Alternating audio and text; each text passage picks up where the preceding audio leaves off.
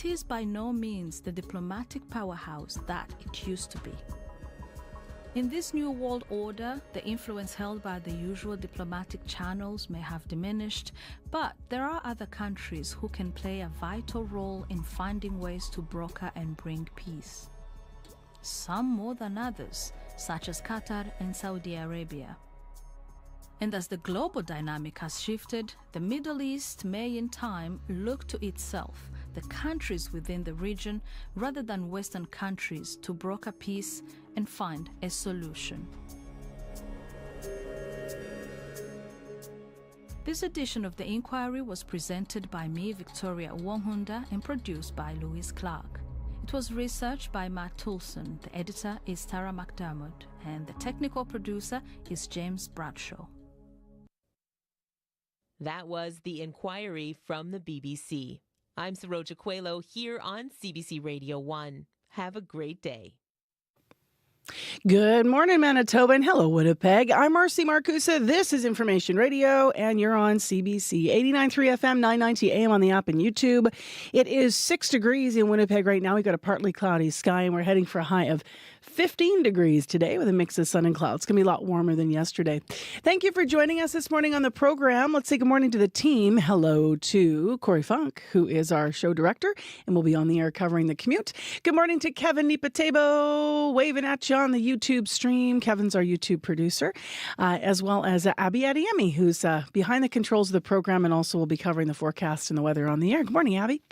All right, out in Winnipeg, many a candidate has run on a promise of moving the rails, of uniting Winnipeg, as we've been separated north and south in the city geographically by those rail lines for decades and decades. What would it mean? What would it cost? What would it take? All those questions we will explore this morning. We're going to hear a little bit more from some of the people in the area. Ian Fraze was out in that part of Winnipeg yesterday.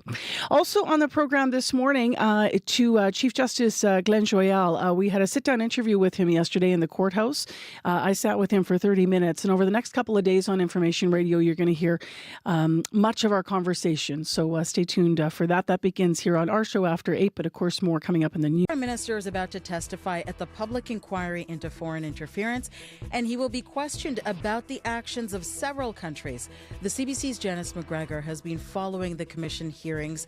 She joins us now from our Parliamentary Bureau. And Janice. Hi, Stephanie. Phase of this inquiry, we saw Justin Trudeau push back. He was refuting the suggestion that he doesn't read all the intelligence he needed to see. He was disputing the reliability of some of the intelligence that was leaked to the media. Remember, intelligence is not evidence. How many times did we hear that? Will we hear, though, a different tone today as Commission lawyers walk him through what his government is doing or still needs to do to fight foreign meddling in the future? Because on Monday, Trudeau was endorsing the evidence of police and intelligence officials when it comes to the Indian government's involvement in homicides and extortion activities in Canada. It's unclear at this very sensitive moment how much this inquiry can really go public with when it comes to the issue that's now seizing Ottawa. It's also unclear whether this inquiry can draw out any more facts on the stunning allegations from that special parliamentary committee report last June that suggested some parliamentarians might be caught up in foreign interference. And it's going to be key to get the Prime Minister's take on some of the fixes his government has tried to get in place on information sharing, for example. Is that working?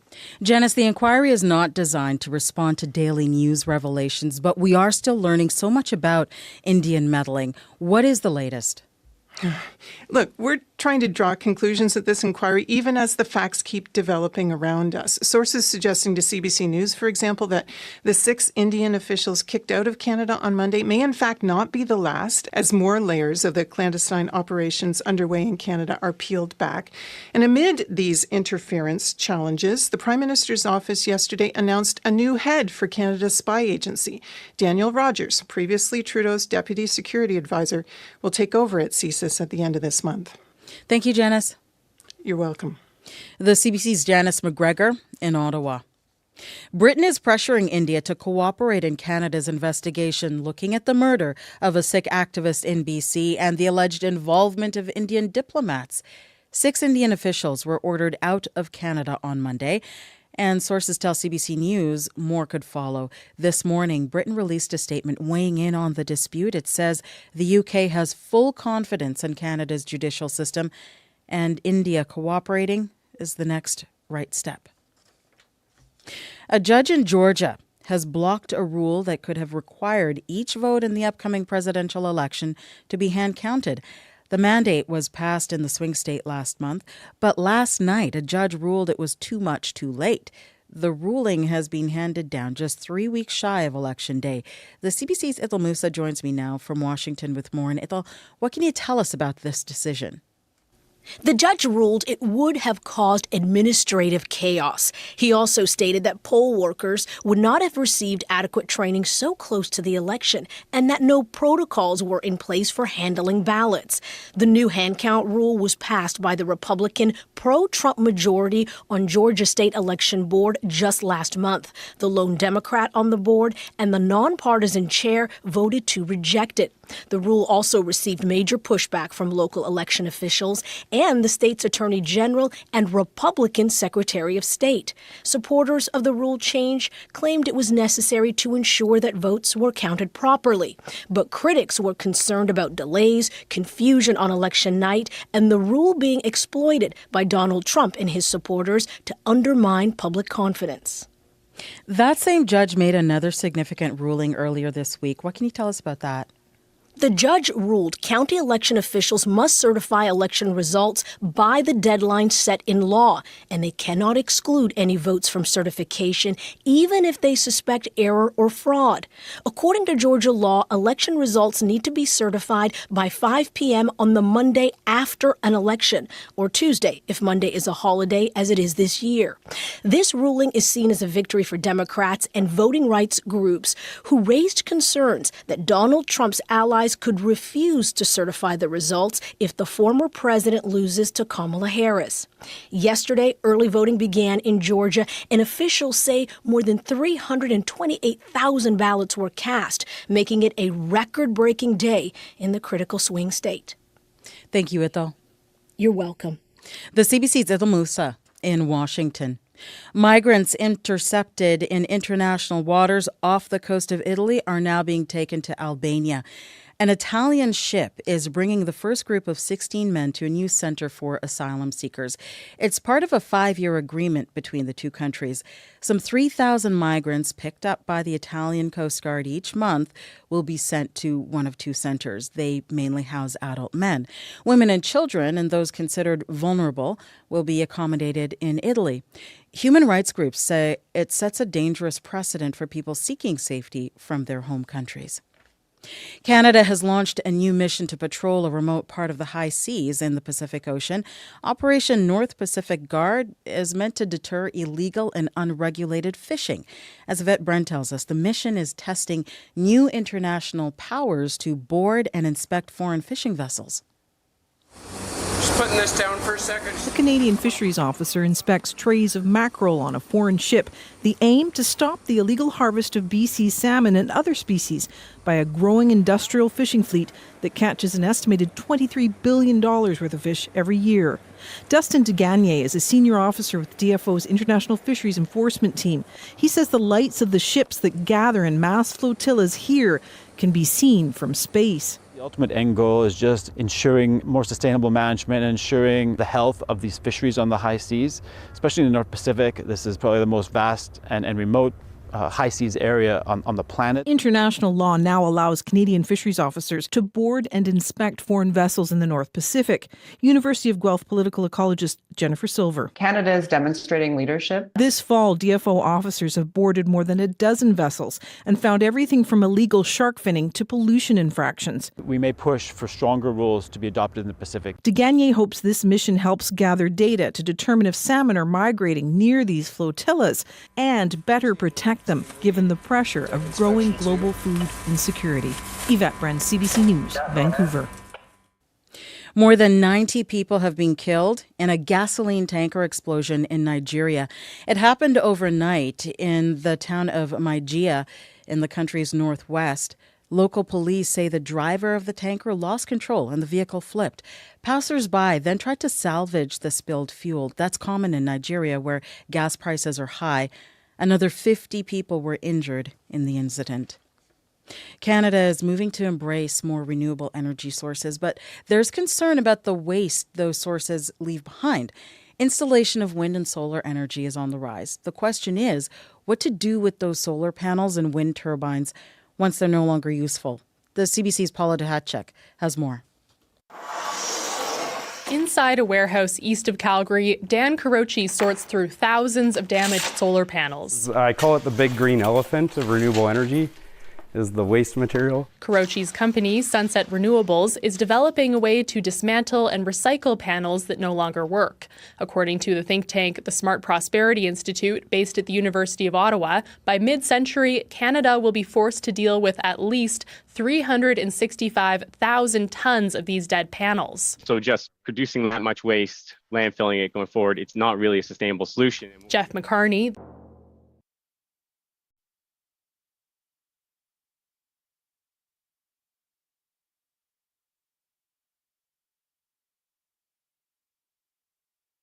CBC 89.3 FM. Might also be watching on YouTube this morning, wherever you're joining us. Thank you. You're going to like the day. We're going to get warmer than we were yesterday, so stay tuned for your forecast. This hour on the program, we're going to have a close look at a neighborhood. A once thriving corner in the city of Winnipeg is now pretty quiet. We're going to talk to residents in Winnipeg's West End to hear the closure of several businesses at Arlington and Ellis is affecting their neighborhood. In addition, this hour, a new report from Clean Energy Canada highlights how families can save hundreds of dollars a month by making clean energy upgrades to their homes. So we're going to talk more about that. And then more analysis about the rising tensions between India and Canada as the RCMP suggests links between agents of India and violent crimes here. We're going to talk to a reporter about why the South Asian community across Canada could be affected by all of this. So stay tuned for that conversation. Right now, Heather Wells is in with our headlines. Good morning, Heather. Good morning. Well, with some business owners footing the bill, Winnipeg police are working hundreds of hours of monthly overtime in retail stores, cracking down on an ongoing rise in theft. We're going to hear how much one business is spending coming up. As well, some Winnipeggers are not optimistic about the province's plans to study rail relocation. Premier Wapkanu has hired former federal cabinet minister Lloyd Axworthy to lead a feasibility study on removing rail lines out of the city. But one man who lives near the North End tracks, Harvey Gingras, calls the study a waste of money. Money, he says, would be better spent on healthcare and roads. I'll be back with more Manitoba news at 6:30. Heather, I was trying to look back to see when we first started reporting on this, and I don't think our archives go back that far. I don't think they go back that far, yeah. We did a whole series on the morning show called The Next Big Thing, and that was right around, do you remember the first time that Robert Falcon-Willette was running for mayor of the city? And that was on his agenda. It was one of his promises, and we've had multiple politicians over the years promising to move the rail lines. And will this actually be what happens and results out of this? I guess we'll have to see. It's a mammoth task. Yeah, a mammoth task that requires layers and levels of approvals, remediation of land. Yeah. Like when you really think about everything that it would take, or a modernization of the system at the very least down there to make it have a smaller footprint. I mean, there's different options, but for a long time, people say that this divides us, of course, as you were mentioning, north and south in the city. And you have to wonder, is this happening because Arlington Bridge is finally going to be done or not? Right. Which is the main connection, and it's down right now. You can't use it. So we'll talk to the mayor about it tomorrow. Actually, we have our monthly interview with him. So many things at play. There are. All right. Thank you, Heather. You're welcome. Heather's back at 6:30 with your next news. Right now, though, it's time for our forecast. And that means we get to say good morning to one of my very favorite people. Good morning, Mars. How are you doing today? Yummy. I'm good today. How are you doing today? Oh, well, I could be better. Some sunshine. I guess I need that. Yeah. Well, we're going to get double digits at least today, right? Yes, we will be reaching double digits. And in the forecast, we'll see a mix of sun and clouds across the province. Temperatures will be ranging from chilly in the north, and then we're going to see some mild temperatures down south. We're going to like really see that range of -2 in Thompson, all the way warming up to 19 for Brandon and Dauphin. Right now, 5 degrees in Winnipeg. We're trying to see some clear skies out there, some some cloudy covers here and there. But for today in the city, we should be seeing a mix of sun and clouds throughout the day. Then we'll see some light breeze, making it a bit breezy, and temperatures will be warming up to 15 for Winnipeg. And then that partly cloudy conditions will stay with us into the evening. But then it will be mild with the winds in consideration. But in other regions, we're kind of seeing, Churchill is partly clear at this time, and then Thompson is partly cloudy, and Brandon too, and the rest of the regions we're seeing temperatures hover near 6 degrees in Steinbach, and Dauphin is at 8 at this time. So across board, we're just going to see this mix of sun and clouds, and temperatures will be going from chilly in the north to mild down south, and Winnipeg will see a mix of sun and clouds with light breeze. Today will warm up to 15 degrees. So we have this story coming up about some businesses closing and how it changed the character of the neighborhood around Arlington and Ellis. Yes. I gotta say though, like when you lose a business that's been part of the fabric of your life for a long time, it's almost like, what? We phoned Tropicus on Sargent. It's been there for decades. True. They're closed. Oh, no. Yeah. So all of a sudden I'm like, what do you mean? The Friday night roadie, where am I going to get my roti? But yeah, I mean, I know there's many different spots in Winnipeg, but you get connected to those business owners and memories. The person at the front desk when you pick up the order, you go in to eat, and yeah, quite a loss. All right, let's turn our attention to other things. Corey is in to update our commute today. Hi, Corey. Hello, good morning. I used to live right near that area, in the 7-Eleven. Used to hit that up for Slurpees all the time, and now you just kind of drive by. It's a little sad. It's different. Yep. It's different. There is one thing to keep an eye out for this morning if you plan to head down Johnson Avenue. So Johnson Avenue West is closed. So all eastbound and westbound lanes of Johnson Avenue West between Henderson Highway and Brazier will be, it's closed for sewer work until October 27th. So you're going to want to find another way to get around that, says the city. That's Johnson Avenue West between Henderson Highway and Brazier. That's for sewer work. If you see anything else going on right now, if you're walking, biking, driving, give me a call. It's a little chilly out there and definitely need to wear some mitts. If you're biking, 204-788-3093.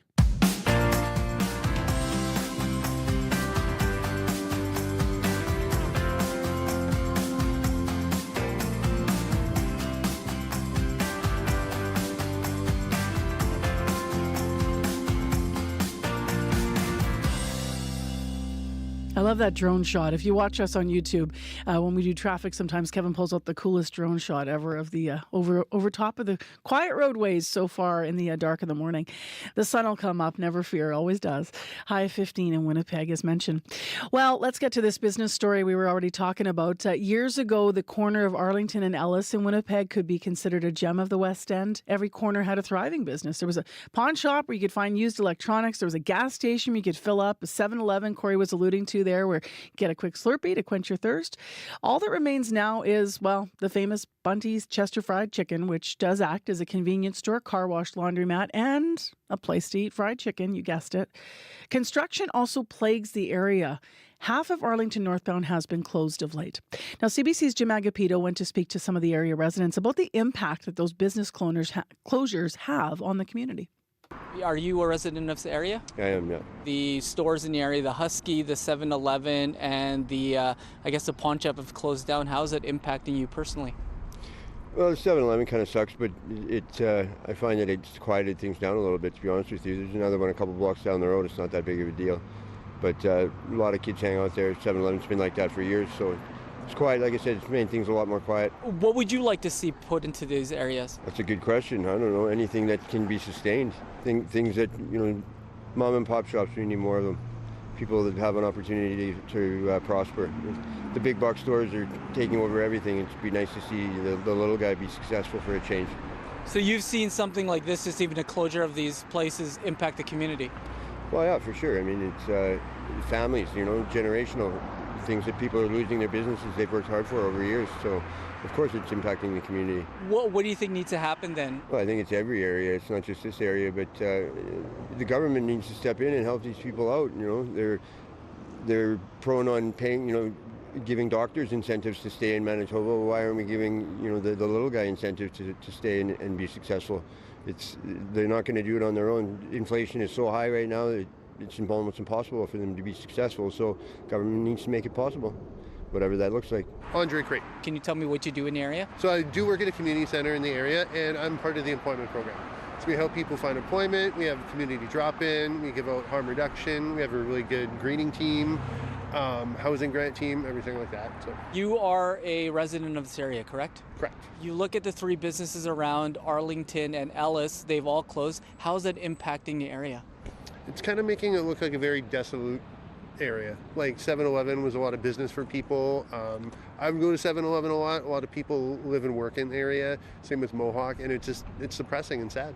Where I work, we've seen a lot of drop off in the last week or so. So 7-Eleven, I think, closed last Friday, and since then it's been pretty quiet the rest of the day Friday, and today's been pretty quiet as well. How does the closure of these businesses affect the community? It doesn't make them want to go out, right? So a lot of community members would stop by 7-Eleven or Mohawk, come to our place, hang out for a few hours, go back home. So I think it's making people a little bit more withdrawn and kind of recluse. Doesn't really aesthetically pleasing for the neighborhood. It kind of looks run down and not taken care of. What do you think needs to be then put in this area? I would say open up another convenience. There's a school down the street. A lot of people, it's like a quick snack, right? It's cheap, it's inexpensive, and a lot of people we support don't have a lot of money to buy full meals, and food security is a big thing. So I've lived here for 17 years, so I think it's just nice to have businesses in the West End, employ people, have that opportunity to keep the neighborhood thriving. CBC's Jim Agapito out talking to some West End residents at the corner of Arlington and Ellis in Winnipeg. If you're an area resident and you're being affected by the closures, or I'd like to widen it out actually, because as we were kind of just riffing earlier on the team here, we were talking about how you're always affected in your neighborhood when things close. So if you've been affected by anything like this in your corner of Winnipeg, or if you are specifically there, we'd love to hear what you miss, what you're hoping might be built up in your neighborhood. 788-3205. Marketers almost always tell you to do something, but sometimes they say don't, like don't toss trash. Oh, you mean the litter? Yeah, you see the guy who threw this out the window. You tell him I got a message for him. Or don't fry your brain. This is drugs. This is your brain on drugs. Don't Do It Advertising Part 1 on Under the Influence with Terry O'Reilly, Thursday morning at 11:30, 3:30 p.m. in Newfoundland, and on the CBC Listen app. 6:21 a.m. is the time right now. Corey just rightfully pointed out that, you can call from anywhere in Manitoba. You're listening from all over Manitoba. So to the business question, has your community or your neighborhood within your city in Manitoba, other than Winnipeg, seen businesses closed that really affected you? We'd love to hear from you as well, wherever you're listening from. You're on 89.3 FM, 990 AM on the app or YouTube this morning. I'm Marcy Marcusa, and it is 5 degrees in the city of Winnipeg this morning. In Brandon, it's partly cloudy 1. Thompson is mainly clear, and it's -2. Well, a new report from Clean Energy Canada claims families can save money with clean energy upgrades at home, but an uneven playing field in terms of rebates has made for a patchwork quilt across the country. The report calls for all levels of government to step up. To look at this quilt, Joanna Curiosities is with us. She's Director of Public Affairs at Clean Energy Canada. Good morning. Good morning, Marcy. So let's start with your report. What were the top line main findings? So our report found that households in almost every province across Canada can save hundreds of dollars on their monthly energy bills by making a few clean energy changes. So for instance, a family in Manitoba that switched out its gas cars for electric ones, installed a heat pump, and made some modest energy efficiency upgrades would cut about $530 off of its monthly energy bills. And that's even taking into account the upfront costs of those upgrades. Now, we know every household is different, so to help Canadians get a picture of how much money they could save, we actually launched a new online customizable calculator that you can access at mycleanbill.ca, and we hope listeners will check it out. Now, we do have, obviously, rebates for things like you mentioned, for heat pumps and such, and for electric vehicles as well. There's a rebate in place. You said that even including the upfront costs that you could save that money. How long, though, to see the returns? What should people understand about their initial investments? Yeah, well, it depends on the technology. So, for instance, when it comes to electric vehicles, while it's true that EVs tend to still have slightly higher sticker prices than similar gas vehicles, with rebates, sometimes the EV ends up coming out ahead right off the bat. but other times it'll only take a few months to pay back that upfront cost differential because you're saving so much money on fuel per month by driving an EV. So, for instance, in Manitoba, you can fully charge your electric SUV for $9.60 by plugging in at home. So, the savings, they rack up pretty quickly. What specific changes can families make to save money on their energy bills that they may not be thinking about? So by far and away, the biggest money saver for families is buying an electric vehicle. I just mentioned how cheap it is to charge at home. A typical Canadian driver could save about $3,000 a year if they opted for, a Volkswagen ID4 instead of a gas-powered Honda CR-V. Another thing that you can do is install a heat pump. So installing a heat pump saves money in most provinces, particularly if you're currently heating your home with oil or electric baseboards. And then I think a number of Canadians don't realize that a heat pump can double as an air conditioner. So you can actually get away with not needing to run two separate systems. And then in terms of the energy efficiency upgrades, we looked at things like sealing your doors and windows, caulking, weather stripping, very simple changes that can shave off, a good number of dollars on your energy bills per month. We know quite a lot about this, obviously, in Manitoba because we had the heat pump rebates that came from the newly elected government last fall. So we've done interviews about how they work and what they look like should you invest in one. I think the electric vehicle sell, while it sounds great, is going to take a little longer to convince people when you consider still that upfront cost of an electric vehicle is really astronomical compared to the others, although I appreciate what you're saying. The report that you had highlighted challenges in different provinces in terms of rebates. What's the range of rebates that you see across provinces in terms of, your call as Joanna to level the playing field for families, so to speak? For sure. So if you look in provinces like Alberta and Saskatchewan, they offer no provincial help for things like EVs or heat pumps. So that's starting from $0 of support for families. And then if you look at a province like BC, for instance, you can access $4,000 in rebates towards a new electric car and $12,000 to swap your gas furnace out and replace it with a heat pump. Quebec similarly has very generous rebates available, like $7,000 towards a new electric car. And just for Manitoba drivers, when you take the $4,000 rebate for EVs and stack it with the $5,000 rebate that's available federally, that's $9,000 off of a new car, which does bring down that upfront cost quite a bit. And with Manitoba's clean and affordable, or relatively affordable electricity prices, you really do see those cost savings, pretty quickly. Why should governments offer rebates in a time when, we have so many cash-strapped systems and governments have all kinds of things that they should be funding? Why do you think that this should be a priority?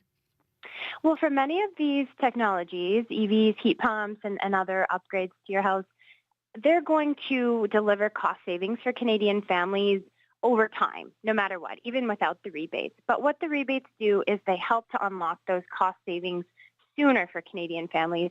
And when we are at a time right now where Canadians are struggling to pay their energy bills, to pay their grocery bills, and all of the other, expenses that are racking up, then this is a great way for governments to help Canadians get by at a time when we're really seeing, affordability-related crunches. Where can people find the calculator you mentioned?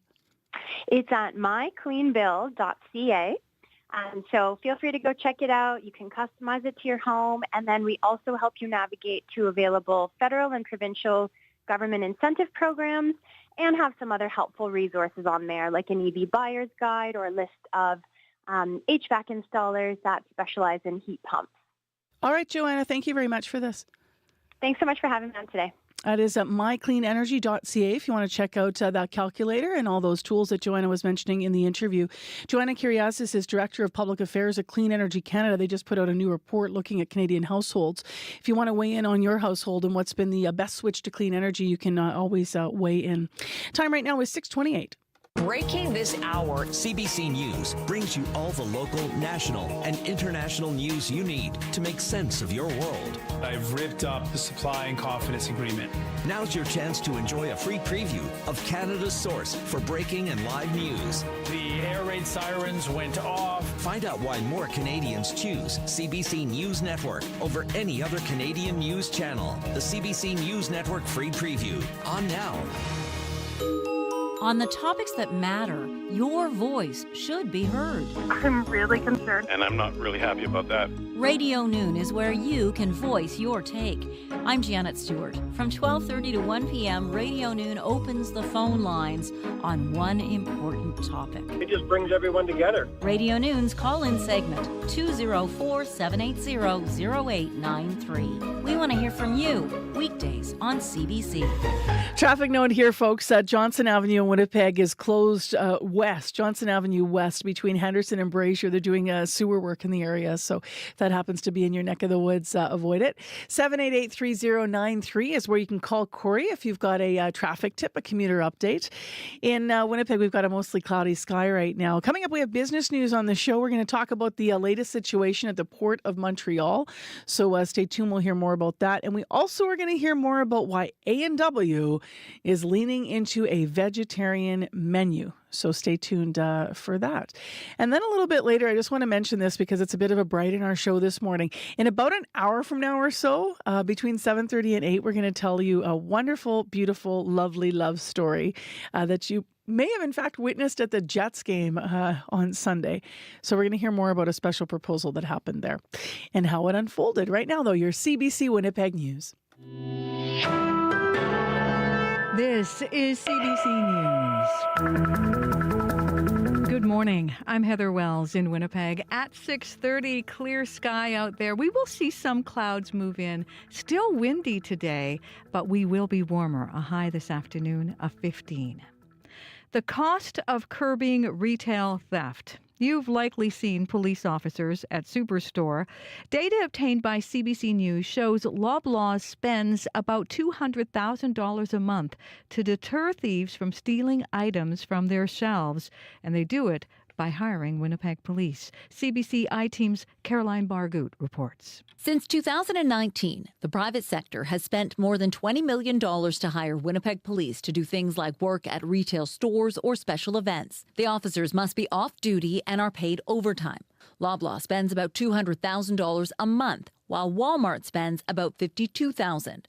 Winnipeg Police Inspector Jennifer McKinnon says that's because theft in this city has become very lucrative. We're not looking at one-off shoplifting. This isn't about policing poverty.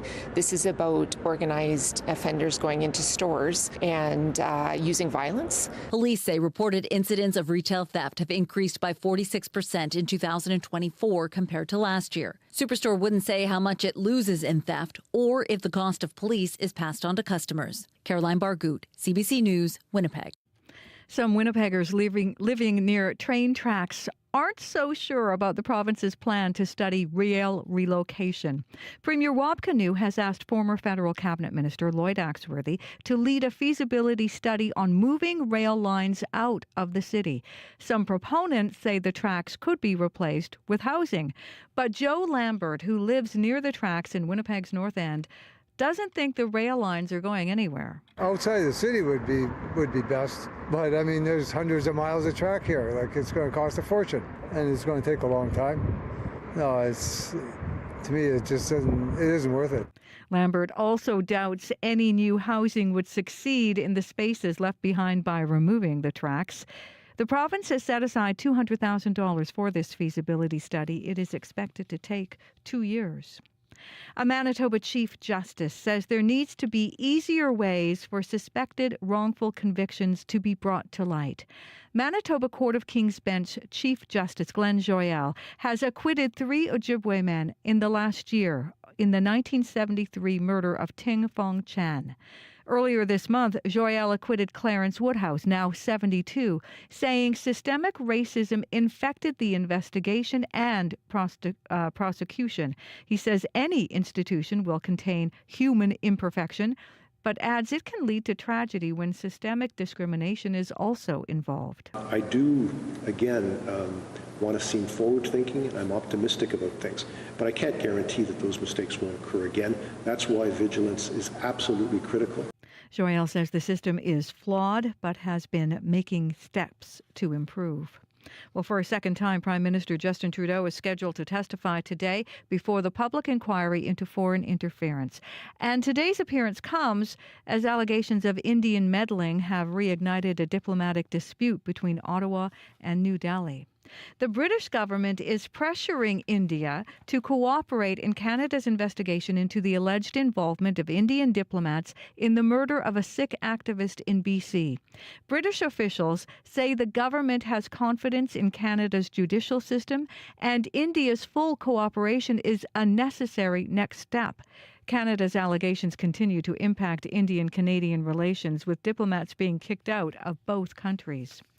More than 90 people have been killed in a gasoline tanker truck explosion in northern Nigeria. Police say the victims had rushed to the truck to salvage fuel after it rolled off the road in the town of Majia. Shortly after the vehicle exploded, another 50 people have been injured in that incident. You can hear the latest national and international news coming up on World Report at 7. A Canadian has been seriously wounded in Ukraine. The 34-year-old from Sherbrooke, Quebec, used to be a soldier for Canada's military. But soon after Russia launched its full-scale invasion more than 2 years ago, Shadow, as he's known, joined the fight in Ukraine. He was fighting in eastern Ukraine when his unit came under attack. He survived a hit from a Russian mortar, recounting his story to CBC. They basically saved my life. Like my friend put one tourniquet on me, and then after that, the bleeding keep going, so he put 2 tourniquets. You can see the full story tonight on The National, on CBC Television, and CBC Gem. And you can find more Manitoba news updated throughout the day at cbc.ca/Manitoba. All right, thank you, Heather Wells. You're welcome. Let's get into our regional forecast now here on CBC with Abby Adeyemi. Good morning once again. Currently clear in Winnipeg. We are at 5 degrees. Today we should see a mix of sun and clouds with light breeze. We warm up to 15 degrees and then partly cloudy conditions continue tonight. We deep to 8. Brandon sitting at 1 at this time. Partly cloudy skies we are seeing. We should see a mix of sun and clouds today, and temperatures will be warming up to around 19 degrees. Further north, -2 in Thompson and partly cloudy. A mix of sun and clouds in the forecast, becoming cloudy this afternoon, a high of 10. Churchill is sitting at 3 degrees at this time, and we're seeing clear skies. Today's forecast, we see some sunny skies around that region, a high of 5. Dauphin 9 and clear at this time. A mix of sun and clouds also in the forecast with breezy conditions from the south. Temperatures would get close to about 18 and 19 today. Gimli sitting at 4 degrees. Today's forecast also calls for a mix of sun and clouds. Breezy conditions. Temperatures will only be hitting a high of 13 today. Steinbach at 6 and clear, heading to a high of 15. Morris 5 degrees at this time, heading to a high of 16. And for Winnipeg today, once again, it is currently 5 degrees, and we will be getting close to 15 degrees. All right, thanks, Abby. Thank you. Corey Funk? Yeah, Johnson Avenue West closed both eastbound and westbound today until October 27th for sewer work. And that's going to be between Henderson and Brazier. So that's Johnson Avenue West between Henderson and Brazier, closed both ways until October 27th for sewer work. If you see anything else going on out there, give me a call. I'm standing by, 204-788-3093. All right, thanks, Corey. Thank you. Let's get into business news now. Crystalie Ramlakan is here via Zoom. Hi, Crystalie. Hey, good morning, Marcy. So let's begin with the Bank of Canada making its next interest rate decision a week from now. What do you expect? Well, 5 out of 6 of Canada's biggest banks are now forecasting a 0.5 percentage point cut after inflation cooled by more than expected last month. So we just got that latest data yesterday. So TD is the only one that sees a 50-50 chance of either a quarter or a 0.5 point cut at this point. And inflation has fallen below the central bank's 2% target for the first time in more than 3 years. And there's a growing consensus that a gradual easing of borrowing rates may not be enough to prevent inflation from cooling too much as the economy continues to weaken. So last month, Governor Tiff Macklem said the central bank could cut interest rates faster if inflation and the economy look to be slowing more than forecast. And by most measures, that's already happening. So while unemployment did go down last month, the labor market has weakened considerably over the past year as population growth has outpaced job creation. So for more on this, here's Beata Carinci, who is the chief economist at TD Bank. So they could decide to do 50 basis points at the next meeting, but they could equally make an argument of 25. So like I'm saying, the inflation report wasn't so compelling that it suggests they have to go 50 basis points. What it does is put both options on the table for them. So the last time the Bank of Canada cut interest rates by more than a quarter of a percentage point was during the pandemic. And Marcy, right now the benchmark overnight rate is currently at 4.25%. We'll see how that changes next week. Let's move to labor news. What's the latest with the Port of Montreal? Well, the federal labor minister is proposing a special mediator in contract talks for a 3-month period during which strikes and lockouts would be off the table. So talks between the Maritime Employers Association and the union remain in a deadlock over wages.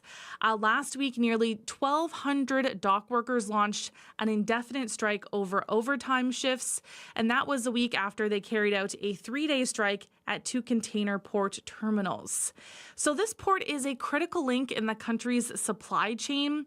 It supports hundreds of thousands of jobs and generates billions of dollars in economic activity every year. So this is going to affect the whole country.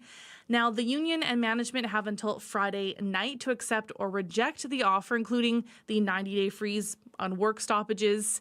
The Maritime Employers Association says it will examine the proposal as job action has dented its operations.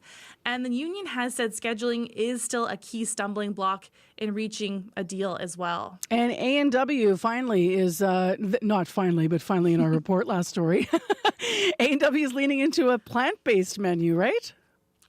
Yes, that's right. So the fast food chain says its new masala veggie burger meets an unmet demand as many South Asian communities follow a vegetarian diet. So A&W is partnering with Nanak Foods, one of the world's leading producers of traditional dairy-based South Asian foods.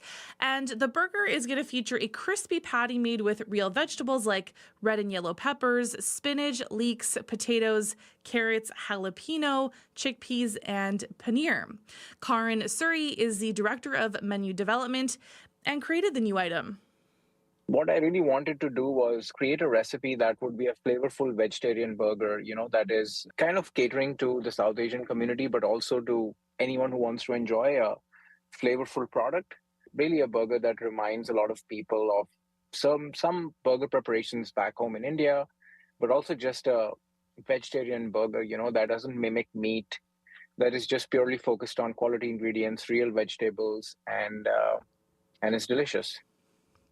So the burger initially launched as a promotion in Ontario, but the company says it quickly achieved record-breaking sales. So the restaurant is expanding the availability nationwide.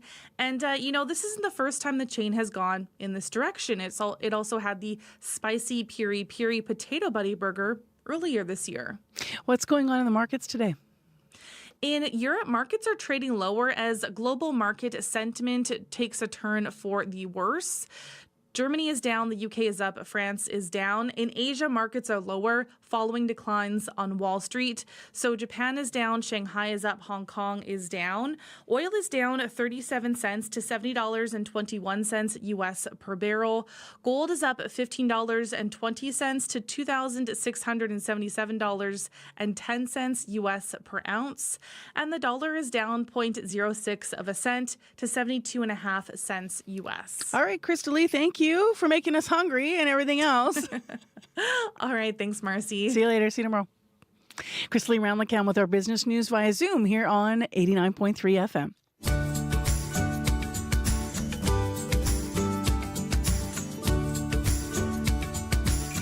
6:43 a.m. is the time right now, 5 degrees in Winnipeg. And let's get to one of the top stories in the country. Canada and India continue to be locked in this deepening diplomatic rift. The RCMP is suggesting links between the government of India and violent crimes on Canadian soil, allegations that include crimes of murder and extortion. Canada has expelled 6 Indian diplomats, and India swiftly retaliated by ordering 6 Canadian officials to return home. And this morning, we are awaiting the Prime Minister to testify, as you might have heard on World Report. Now, for more on the situation, Stephanie Carvin joined us at 6. She is Associate Professor at Carleton University's Norman Paterson School of International Affairs. She's also a former National Security Analyst with CSIS, which of course is Canada's intelligence service and security agency. Good morning. Have we ever seen Canada treat such serious accusations like this with another country before this? Well, it's pretty grave, right? And if you think about it, we have had downgrading in relations with other superpowers like China and Russia in recent years. But, this is pretty sharp, and it's difficult because India is a democracy. And if I look back at other examples, the only thing I can think of that would even be close to this would be the 2018 so-called Saudi spat, where Saudi Arabia suddenly and severely downgraded its relations with Canada, including pulling its ambassador and effectively expelling ours after then Foreign Minister Chrystia Freeland tweeted about women's rights there. And, it really kind of left both countries without high-level diplomatic representation for a long time. And Saudi students, for example, kind of bore the brunt of this because they were effectively told to return to Saudi Arabia and kind of forego their Canadian education at that time. It was very sudden, I think it was in the middle of a August long weekend when it happened. And so, I guess that's the other parallels. This seems to have happened on Thanksgiving Monday, which was a bit odd. Mm-hmm. Remind us about diplomatic relations. You said it took a long time to have them restored after that incident. They were restored ultimately. Yes, they were. So that's a good story. I mean, again, Saudi Arabia, maybe not Canada's most natural ally, but we need diplomatic relations with other countries, right? So after a period of quiet diplomacy, after things calmed down, full relations were restored within 5 years of that particular incident. So that's good. But unfortunately, I think because of the longstanding tensions between India and Canada on a host of issues, but most specifically the issue of Khalistani separatism, that is really effectively not probably going to happen here for the foreseeable future. Yeah, we're in a different place here. Now, according to the RCMP and the government's allegation, how would you characterize the nature of the public safety threat here? So the RCMP was really uncharacteristically blunt in its statement on Monday. And, the fact is they described it as an extraordinary situation, which was effectively compelling them to speak. And they identified, a lot of very serious safety threats and grave crimes, including links between the government of India to actual homicides and violent acts. The use of violent crimes to create the perception of an unsafe environment for the South Asian communities. They talked about extortion. We're talking about mob-style, acts really here. But basically forcing entities and individuals to provide information to Indian linked entities that kind of could feed that information back into some of these operations that were taking place.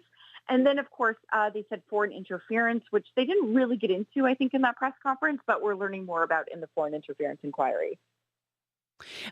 How is all of this affecting Canada's stature and position on the world stage right now? Well, I do think it's important for Canada to defend itself, there's no question, but we need to be clear that the current situation is also putting us somewhat offside a lot of our allies when it comes to India. If you look at the U.S., Australia, the EU, and G7 countries, regional powers, I mean, they're all looking to India right now as a key partner at a time of a lot of geopolitical instability in the Indo-Pacific.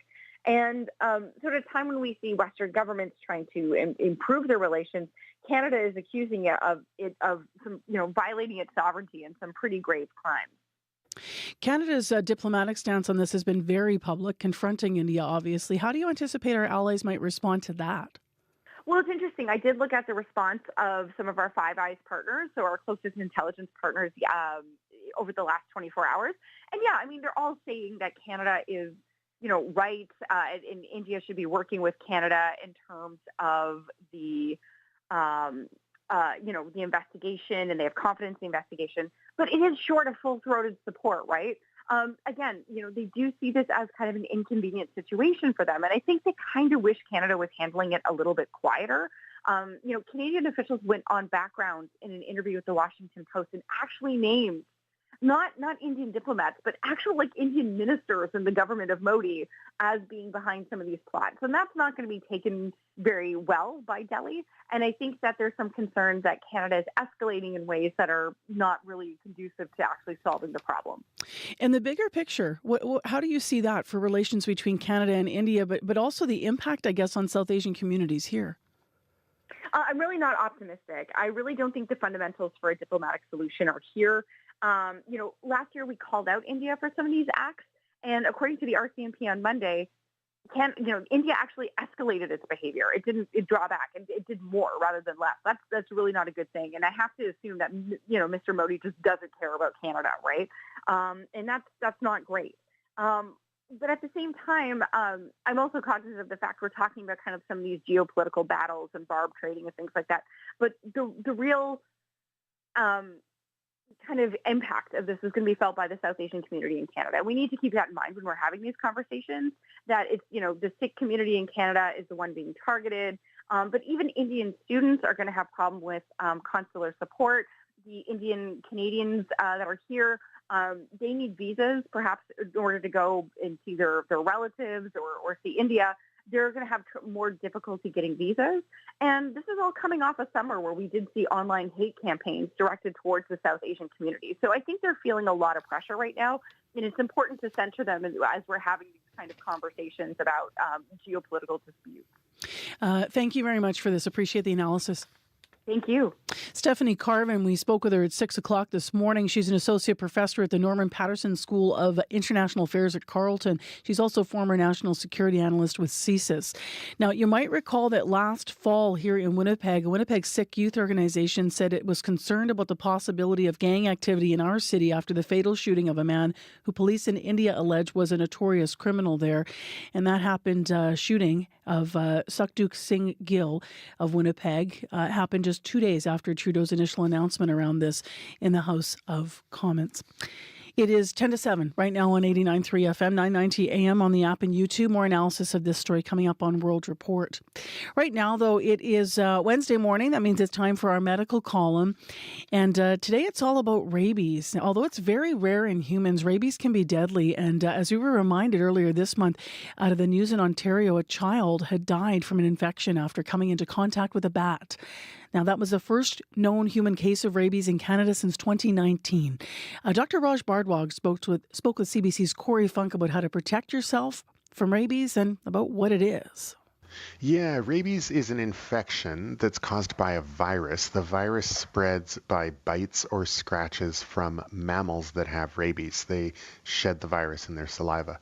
So if it gets into another animal, or in rare cases like this into a human, it spreads from the wound to the muscle cells and then from the muscles to the nerves and eventually makes its way along those nerves at about 5 to 10 centimeters per day up to the brain.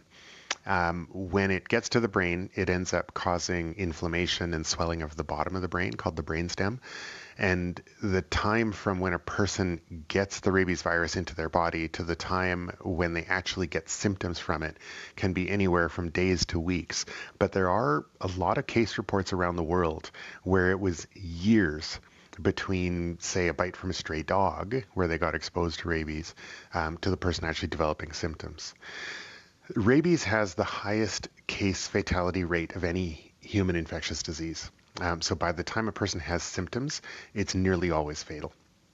The only good news, I guess, is that it's really rare. There have been fewer than 30 cases in the past 100 years in Canada, and only 5 human cases of rabies since the year 2000, but they've all been fatal. You mentioned that it's particularly in mammals, but what specific animals can a person get rabies from? Yeah, so dogs, cats, squirrels, skunks, raccoons, foxes, and the biggest one in Canada, the most common one, is bats. In different parts of the world, there are different risks because of where the virus, like which animal population the virus establishes itself in. And of course, the rates of vaccinations for pets and stuff like that. So, for example, people think of, a bite from a stray dog. Yeah, if you're on vacation in Asia and you get bit by a stray dog, that's a lot riskier than getting bitten by a pet dog at an off-leash park in your neighborhood, for example, where there would be almost zero risk. I saw a patient who was vacationing in Central America. They were bitten by a coati, which is sort of like a daytime raccoon, and rabies post-exposure treatment was recommended by public health. But in Canada, the most common exposure is from bats, just like in this most recent case. In fact, all identified cases of human rabies exposure in Canada since 1967 have been from bats or exposure outside of Canada. And even waking up in a room with a bat, so no indication that you got scratched or bitten or anything, but you woke up in a room and there was a bat there, that's enough to at least call public health. Yeah. You mentioned there that there is a post-exposure treatment. So what is that treatment? How does treatment work? Yeah, so remember, once a person has symptoms of rabies, it's almost always fatal. So the key is to treat the exposure or the potential exposure before it has the chance to actually cause infection. That's called post-exposure prophylaxis or post-exposure treatment. It involves a few steps. Key step, recognize that you might have been exposed. It's worth calling public health to get advice after any animal bite, but especially if there's any potential close contact with a bat. And like I said, waking up in a room with a bat, that's enough. Just give public health a call. And then, depending on things like, where the bat was and did it fly away or did it die or could it be captured and tested for rabies, all sorts of things like that will make a difference to whether they decide to offer you this post-exposure treatment. So the post-exposure treatment, first, like I said, be aware of the potential exposure. If there is something that looks like a bite or a scratch, then washing it promptly and thoroughly is really important. For the post-exposure treatment, it's basically a couple of things. It's a combination of rabies vaccine as well as what we call rabies immune globulin, which is basically antibodies to rabies that we put into you so that they can start fighting the virus even before your immune system makes any antibodies. And then we also give you the vaccine so that your immune system can start making its own antibodies, and so you've got the best chance to fight off the virus before it can cause any illness. So if there is a rabies vaccine and rabies is almost always fatal, so why don't we just vaccinate everyone against rabies? Yeah, I mean, the main reason is because rabies is so rare in Canada, right? Which is why a case like this tragic death in a child in Ontario is newsworthy. There have only been 28 rabies deaths, like human rabies deaths in Canada in the past 100 years. And then the other thing, remember, rabies is a relatively slow-moving infection. So we've got time from the exposure to, before it basically gets up into your nerves and your brain to do that post-exposure treatment. And, public health will offer vaccination to, before exposure to people in high-risk sort of environments. So people working with wild animals, certain, vets who do wild animal type stuff, people maybe traveling to certain places in the world. And the vaccine is effective for several years, so it's a good thing, but not everybody in Canada really needs it. Overall, the best way to control rabies in humans is avoid exposure to the animals that might, carry rabies as much as possible, and then also routinely vaccinate our dogs and cats, right? That's where we don't want it to get into the sort of the pet population. In countries where there are a lot of stray dogs, where people don't necessarily keep dogs, take care of them and vaccinate them, more than 90% of rabies cases come from the bite of a stray dog. If someone does think that they might have been exposed to an animal with rabies, what should they do? Yeah, so the most important thing is to be aware of the possibility of rabies exposure, especially with a bat. If it's a bat, like I said, you should have a lower threshold to call for advice. But, if you're out, hiking or biking or something and you get scratched or bit by like a raccoon or a fox or a stray dog or something, still worth calling and talking to public health and getting some personalized advice regarding your particular circumstances. If you're traveling outside the country and you have a potential exposure, then usually just go to a local hospital right away. And since the local doctors will know about the risks of rabies in their local animals, and it can be risky to delay treatment until you get back to Canada. So often they will either start treatment there and then you can continue the treatment back home, or they will say, yep, get home, stop your vacation, get home kind of thing. Rabies, we have to remember, is very rare in humans in Canada. Remember, only 28 human cases in the past 100 years, but it's still a threat, right? All of the people who developed symptoms of rabies died from the infection. And that post-exposure treatment before symptoms is super effective at preventing the infection in the first place. Dr. Bardwaj, thank you very much. My pleasure. Corey Funk in conversation with Dr. Bardwaj on today's medical column. Heather Wells here now with headlines. Retail stores across Winnipeg have been spending more money in the past 5 years hiring Winnipeg police to protect against theft. Data obtained through Freedom of Information shows Loblaws spends about $200,000 a month having officers work in select superstore locations. We're going to hear from a Winnipeg police inspector coming up. And some Winnipeggers are not optimistic about the province's plans to study rail relocation. We'll hear from some in our next local news coming up at 7:30. All right, thanks, Heather. You're welcome. 5 degrees in Winnipeg, mostly cloudy to start Wednesday. A high of 15 for us today, a mix of sun and cloud in the city. In the next hour of the program, we will hear more on rail relocation. Also, Caroline Barcoot's going to be in studio with a detailed report on that story about retail theft for us. In addition, here's some other stories we'll be covering at 7:40. A little romance. We're going to hear from a Kansas City couple that got engaged in the middle of a Winnipeg Jets game last weekend. And we also are going to have part 2 of a story that we first heard yesterday, a parent whose daughter finds it impossible to talk at times. Today we're going to talk to a child psychologist who works with kids who live with selective mutism. Today on The Current. How many women premiers do we have in this country? How many women leaders of federal political parties? How many women CEOs?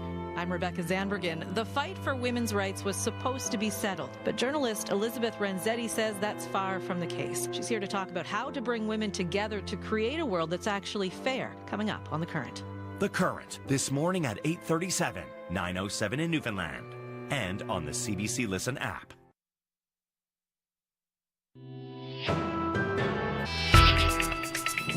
Good morning. I'm Marcia Young. Justin Trudeau's comments about foreign meddling this week have already reignited a diplomatic dispute with India. Now the Prime Minister is about to testify at the public inquiry into foreign interference, and he will be questioned about the actions of several countries. The CBC's Janice McGregor has been following the Commission hearings, and she joins us from our Parliamentary Bureau. Janice, how could the revelations this week affect Trudeau's testimony?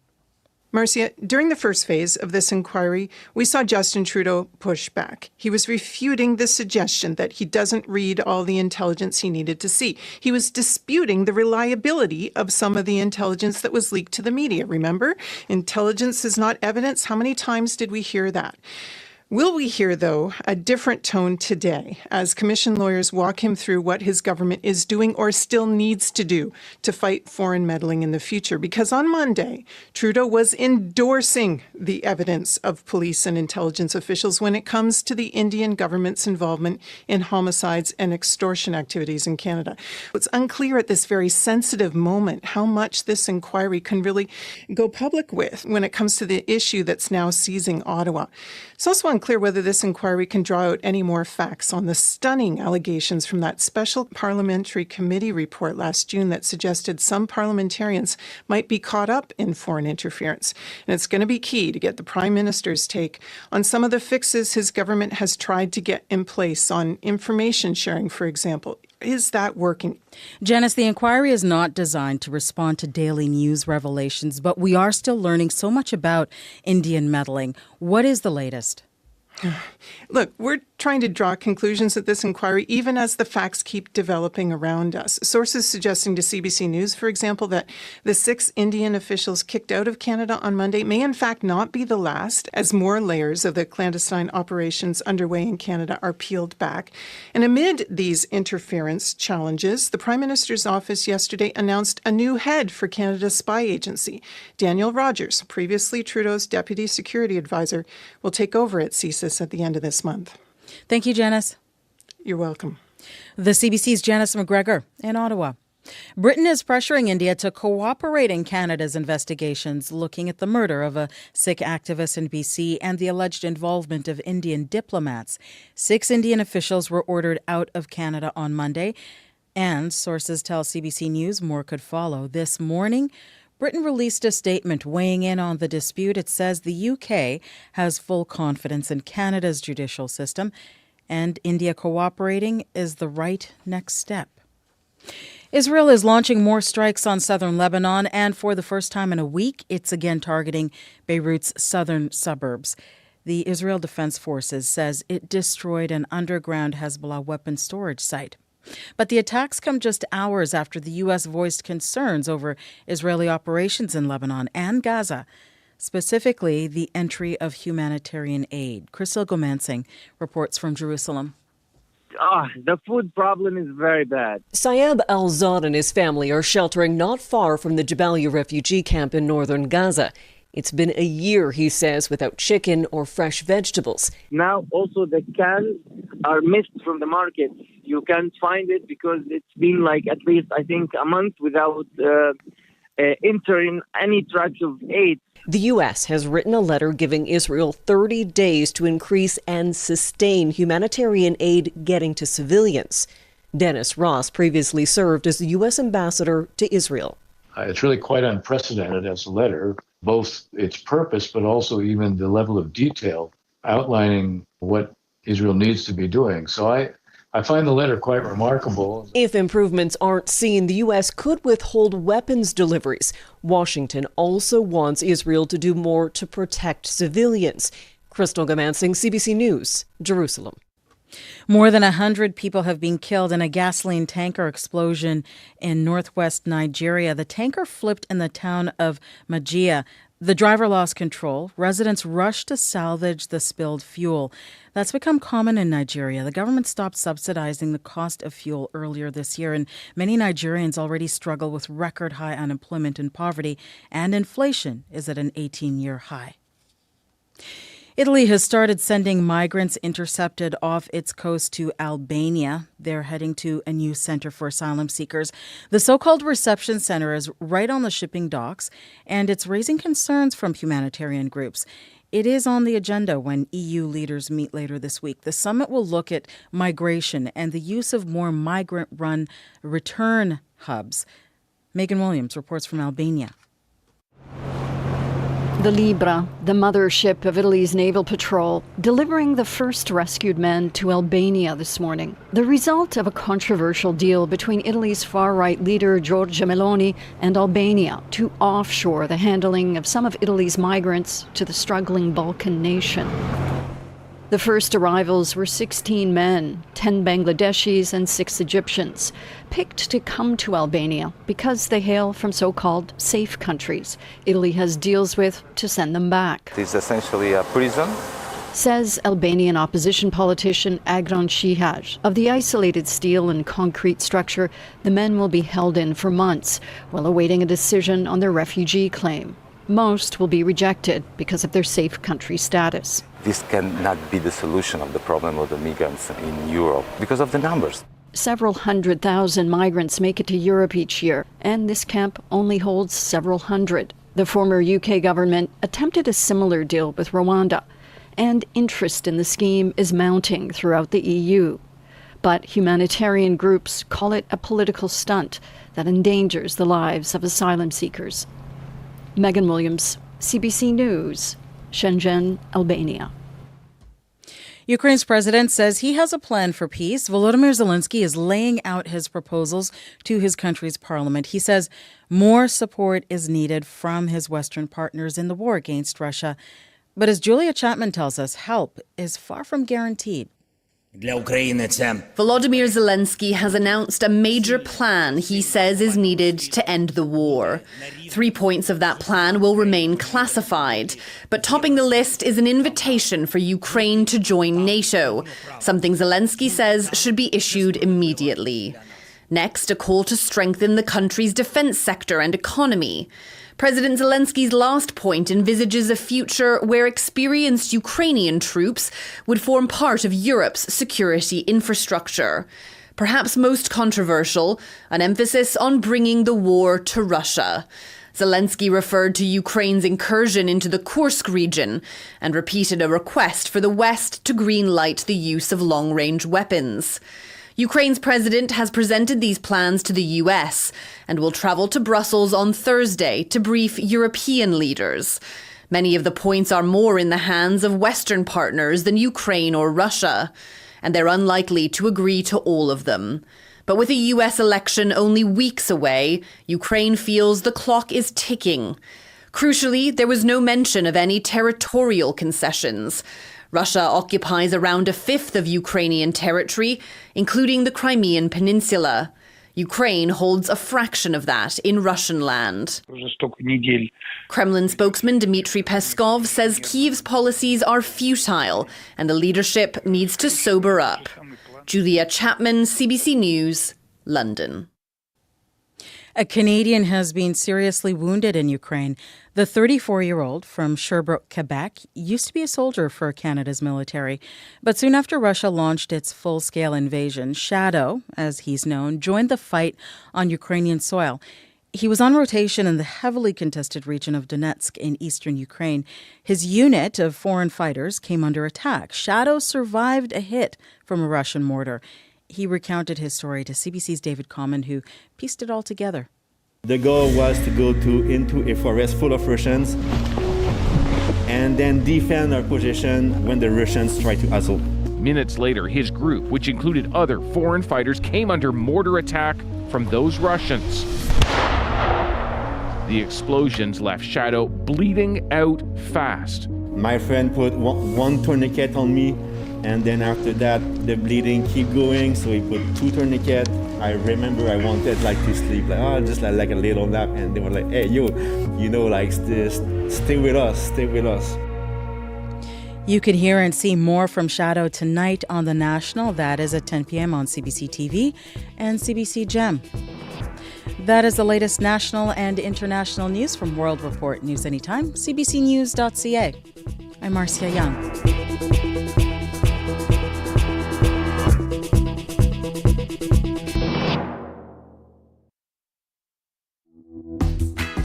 Good morning, Manitoba. I'm Marcy Marcusa with our team here at Information Radio. Thanks for joining us on CBC. Midweek already, folks, and we're going to get to double digits today in Winnipeg here on 89.3. This hour on the show, we've got a lovely little story out of the Jets game, and it had nothing to do with what was going on the ice. We're going to meet a couple that got engaged in the crowd. People love that. A little bit of romance for you coming up. Also this hour on the program, what's old is new again. Once again in the city, we're talking about rail relocation. We'll hear what you had to say about the province's plan to possibly relocate rail yards outside the perimeter, the yards that divide the city of Winnipeg. This has been studied for generations. So how will this report be different? We're going to hear from some people on that. So stay tuned. Time right now is 7:11. Heather Wells is in with more headlines in a moment.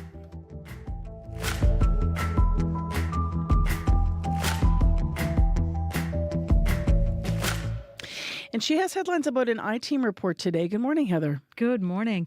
Yes, with business owners footing the bill, Winnipeg police are working hundreds of hours of monthly overtime in retail stores, cracking down on an increase in theft. We're going to hear how much one business is spending hiring Winnipeg police. That's coming up from CBC's I-Team. As well, a Manitoba Chief Justice says there needs to be easier ways for suspected wrongful convictions to be brought to light. Manitoba's Court of King's Bench Chief Justice Glenn Joyal. We'll hear from him coming up in our next local news at 7:30. Thank you, Heather. You're welcome. Abby, how's the weather today? A look of a mix of sun and clouds in the many across the province today. We'll see temperatures warming up to 5 in Churchill and climbing to 19 for some areas down south. Right now, clear skies we're seeing. It's going to become cloudy later, but still going to be windy today. We do feel warmer. We're going to climb to a high of 15 for the city. Right now, Winnipeg, we are at 5 degrees, and the rest of the south will be warming up to mid-teens. All right, thanks. Thank you. Let's get into what's happening on the morning commute. Corey's the man to blame if you're stuck. It's true. I am the one who lays out the Don't the blame traffic Corey. problems He's every really, morning. really nice. I wish I was that powerful, though. That'd be nice. You can't clear him up with a snap of your fingers. No, exactly. One issue to keep an eye out for is on Johnson Avenue West. So all lanes, eastbound and westbound, are closed actually until October 27th between Henderson Highway and Brazier Street for sewer work. So that might throw off your commute a little bit if you go down Johnson Avenue West. If you see anything else though going on out there, give me a call on the commuter line. Seems like things are pretty slow so far out there this morning. But if it's not where you are, or if they're too slow where you are this morning, give me a call, 204-788-3093.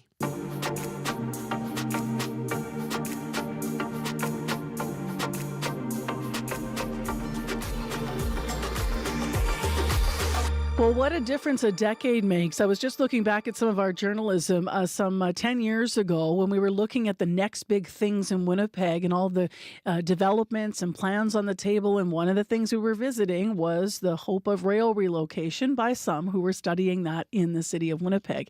And then, well, a decade later and a pandemic in between. And we haven't talked about this in some years, but yesterday, once again, the government of Manitoba put the prospect of relocating Winnipeg's rail yards back on track.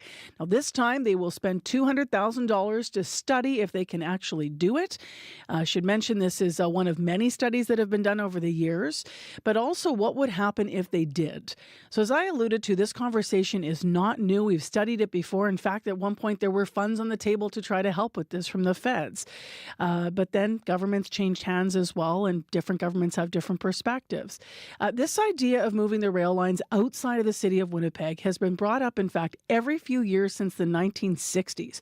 Most of the attention is centered on the 465-hectare property in the middle of the city of Winnipeg that's occupied by CP, Canadian Pacific Kansas City Railway, in the center of our city. And yet most train tracks have stayed exactly where they are. We wondered what you think of all of this. So CBC's Ian Frey's headed to that area around the tracks to find out. Harvey Gingras. You've lived here since 95. Right. You've heard about this since 95. Well, it's now 2024, and they're going to spend $200,000 to study the idea. What do you think of that? I think it's a lot of waste of money. I was going, the reality is it's going to cost the city a fortune to even do that. And the fact is transportation is federal. Those rail lines are federal, so you're going to have to, no matter what, the federal government's going to have the final say, because those are, and also the fact is those tracks are not owned by the city. They're not owned by the province. They're not owned by the federal government. They're owned by the rail lines, which have their own little world. They even have their own police force. So just like the Mounties and their military police. So they're a separate, almost a separate entity entirely. You're going to have to deal with them. They're going to have to major construction. Where are they going to put the train tracks? Really? I don't know where they would think they would move them to, because you can't put them outside the city. Where are we going to put them? Outside the perimeter? That's just going to cause problems for the bedroom communities around Winnipeg. It's been our problem, I guess, since Winnipeg's been around. They've been here, they're as old as Winnipeg, the tracks. They overstudy things. The reality is, $200,000 is not going to do anything.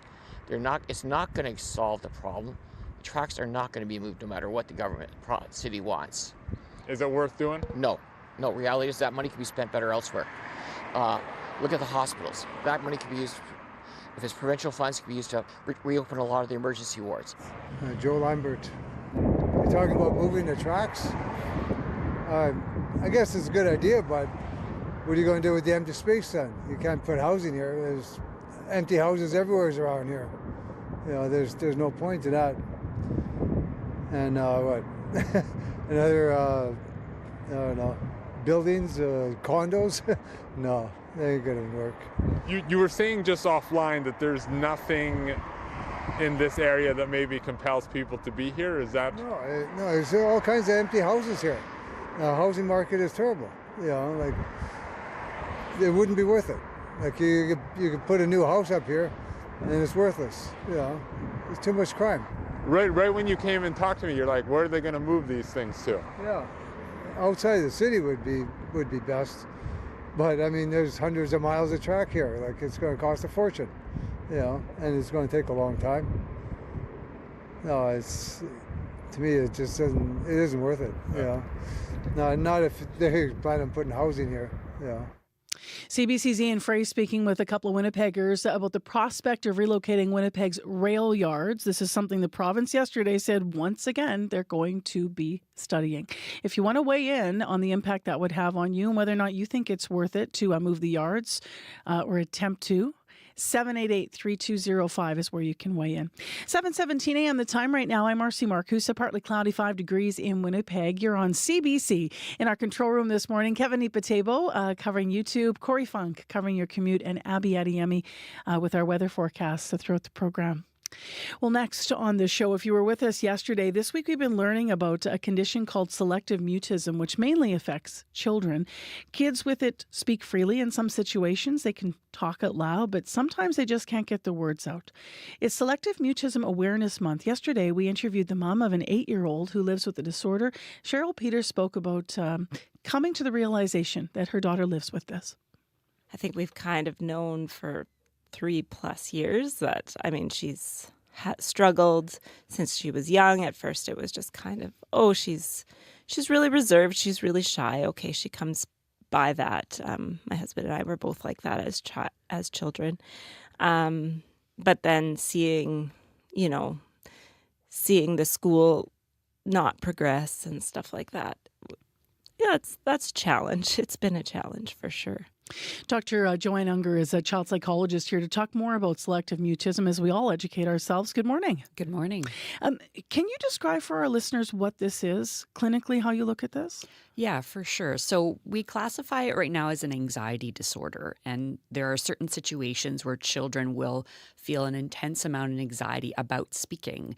And that will change depending on the child and the situation, what will cause that anxiety to come up. And so in those situations, children feel so much anxiety that they can't speak, or they have a lot of fear about speaking, and they might be comfortable about using some different types of communication as they get comfortable in those settings. And so it really interferes with some, we heard this mother talking about, some aspects like school, being able to make friends, being able to communicate your needs when you need something. And if you have that level of anxiety, it can really interfere in your day-to-day life.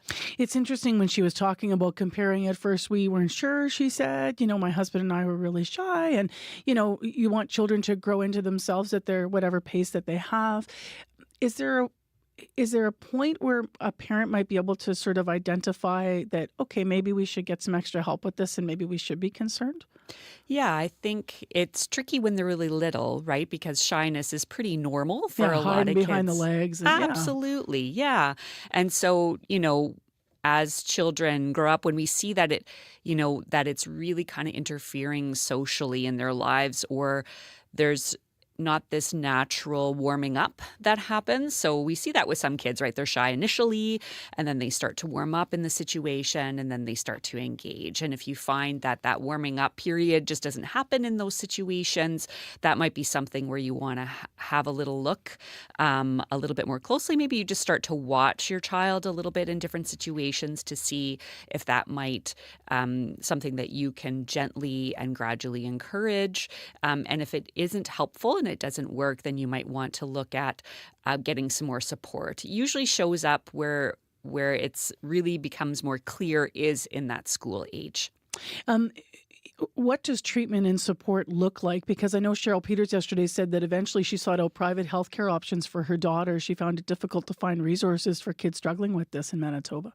Yeah, absolutely. So, as we've talked about before, there are shortages in terms of mental health professionals, and in particular, child psychologists is a really rare person to find sometimes. And those are the folks that are really helpful in this situation. So, cognitive behavior therapy is kind of the treatment of choice for selective mutism. Child psychologists and other mental health professionals with that specialized training can be really helpful in treating selective mutism. It involves just a gradual exposure, really child-led, really positive in helping children feel more and more comfortable in using language. It was interesting because Cheryl was saying, yesterday as well, she said she couldn't describe, of course, what her 8-year-old was feeling in those moments where the words wouldn't come out. I wonder, as a doctor, that anxiety and that choosing not to speak, does it come as like a paralyzation or a fear, or is it a physical? What would happen physically when that level of anxiety is felt? Yeah, it's different for each person, but certainly we recognize that level of fear is very real for children. And it is, if we think about what some of our worst fears are and how that feels in our body, it can be very similar. Heart racing, shortness of breath, really feeling like you can't even think sometimes. There can be lots of people feel it in the gut. There's a really strong physical reaction. It can happen, and then you sometimes feel frozen and feel like you can't do anything. Now, we know sometimes too that it can be really specific around speech. So as we were hearing from the mother yesterday, nonverbal communication might start to feel okay, and a person might be okay to use, gestures or different types of nonverbal communication, and they'll feel okay. But the idea of speaking, there's something that a child feels something bad will happen if I do that, and so it won't speak until they, get a bit more comfortable and they're encouraged and learn that it's actually safe. What's the success of what does the success of treatment look like, and how unusual would it be to carry on selective mutism into adulthood? Yeah, in adulthood, it's quite rare. If we have early intervention and treatment can be really successful. So being able to work gradually at a child's pace to learn that speaking in these situations is actually safe and they'll be okay is really effective if we can take that really positive and gradual approach to learning those things. For some folks, they can learn some of that with life experience as they get a little bit older. But for some folks, it can remain, and it can often actually turn into social anxiety disorder, or they can have it at the same time. So the idea that a person will experience really high judgment, really worried about what other people think about them in social situations, and those situations can be very specific or wide-reaching. I just want to ask you a wider question about anxiety, because we talk about it so much on the show, and we talk about it for children, but also at all ages. What's our sophisticated understanding or our ongoing maybe learning about anxiety in terms of nature versus nurture, and how those two things might come together? Yeah, absolutely. So certainly we know for selective mutism and other anxiety disorders, there's a genetic component, right? So this is kind of like a more anxious temperament that we are born with, that we get passed down with our genes, and then our environment, as with many things, shapes that and can encourage the expression of that anxiety, so to speak, or help us encourage us to learn to manage it and to learn how to be brave and unlearn some of those anxiety responses. Thank you for coming in and weighing in and teaching us more about selective mutism. Appreciate it. Thanks for having me. That is Dr. Joanne Unger, child psychologist, here to talk to us on this month of awareness for selective mutism. She is a clinical psychologist who works with kids. If you didn't hear yesterday's interview, by the way, with the parent who shared her family's experience here, please look for that on our Listen app. And by the way, she talked about resources around anxietycanada.com that were helpful in her family's life. It is 7:26 a.m. on 89.3 FM, 990 AM on the app and YouTube. Thanks for being with us. I'm Marcy Marcusa, and next it's time for sports with Scott Regehr, who's been standing by. Hello. Hello there. Let's start with an emotional night in hockey. Yeah, very emotional, Marcy. The Columbus Blue Jackets held their home opener last night, where they honored their late star, Johnny Gaudreau, and his brother, Matthew. The brothers were killed by an alleged drunk driver this summer. Here's how things sounded to start the game. We're going to have a moment. There's no left winger. And we'll drop the puck. 13 seconds. What a moment. Off the clock. For Johnny Gaudreau.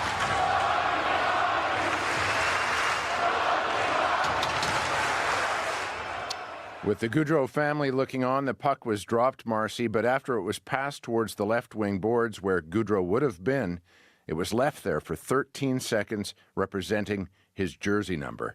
Here is Columbus coach and Flin Flon native Dean Evison. I didn't know they were going to shoot the puck over there and put it right where Johnny would have been. As soon as that happened, I think it hit everybody, because then you kind of visualize him standing there, right? What a fantastic gesture. I don't know, I'm sure Monty set that up. And then the crowd was absolutely amazing. I mean, they obviously love Johnny, and they showed their appreciation. Yeah, Monty being Sean Monahan, the former Jet, now a Blue Jackets forward who is one of Gaudreau's closest friends. Monahan actually scored a goal last night, Marcy, and then promptly pointed towards the sky. Very emotional night all the way around. Moving. Let's go to soccer next, Scott, where there were memorable matches in a couple of Canadian cities last night, actually. Yeah, there were, including in Vancouver, Marcy, where Christine Sinclair, well, she did what she's always done in her record-breaking career. The header down, Sinclair scores! The moment everybody has been waiting for.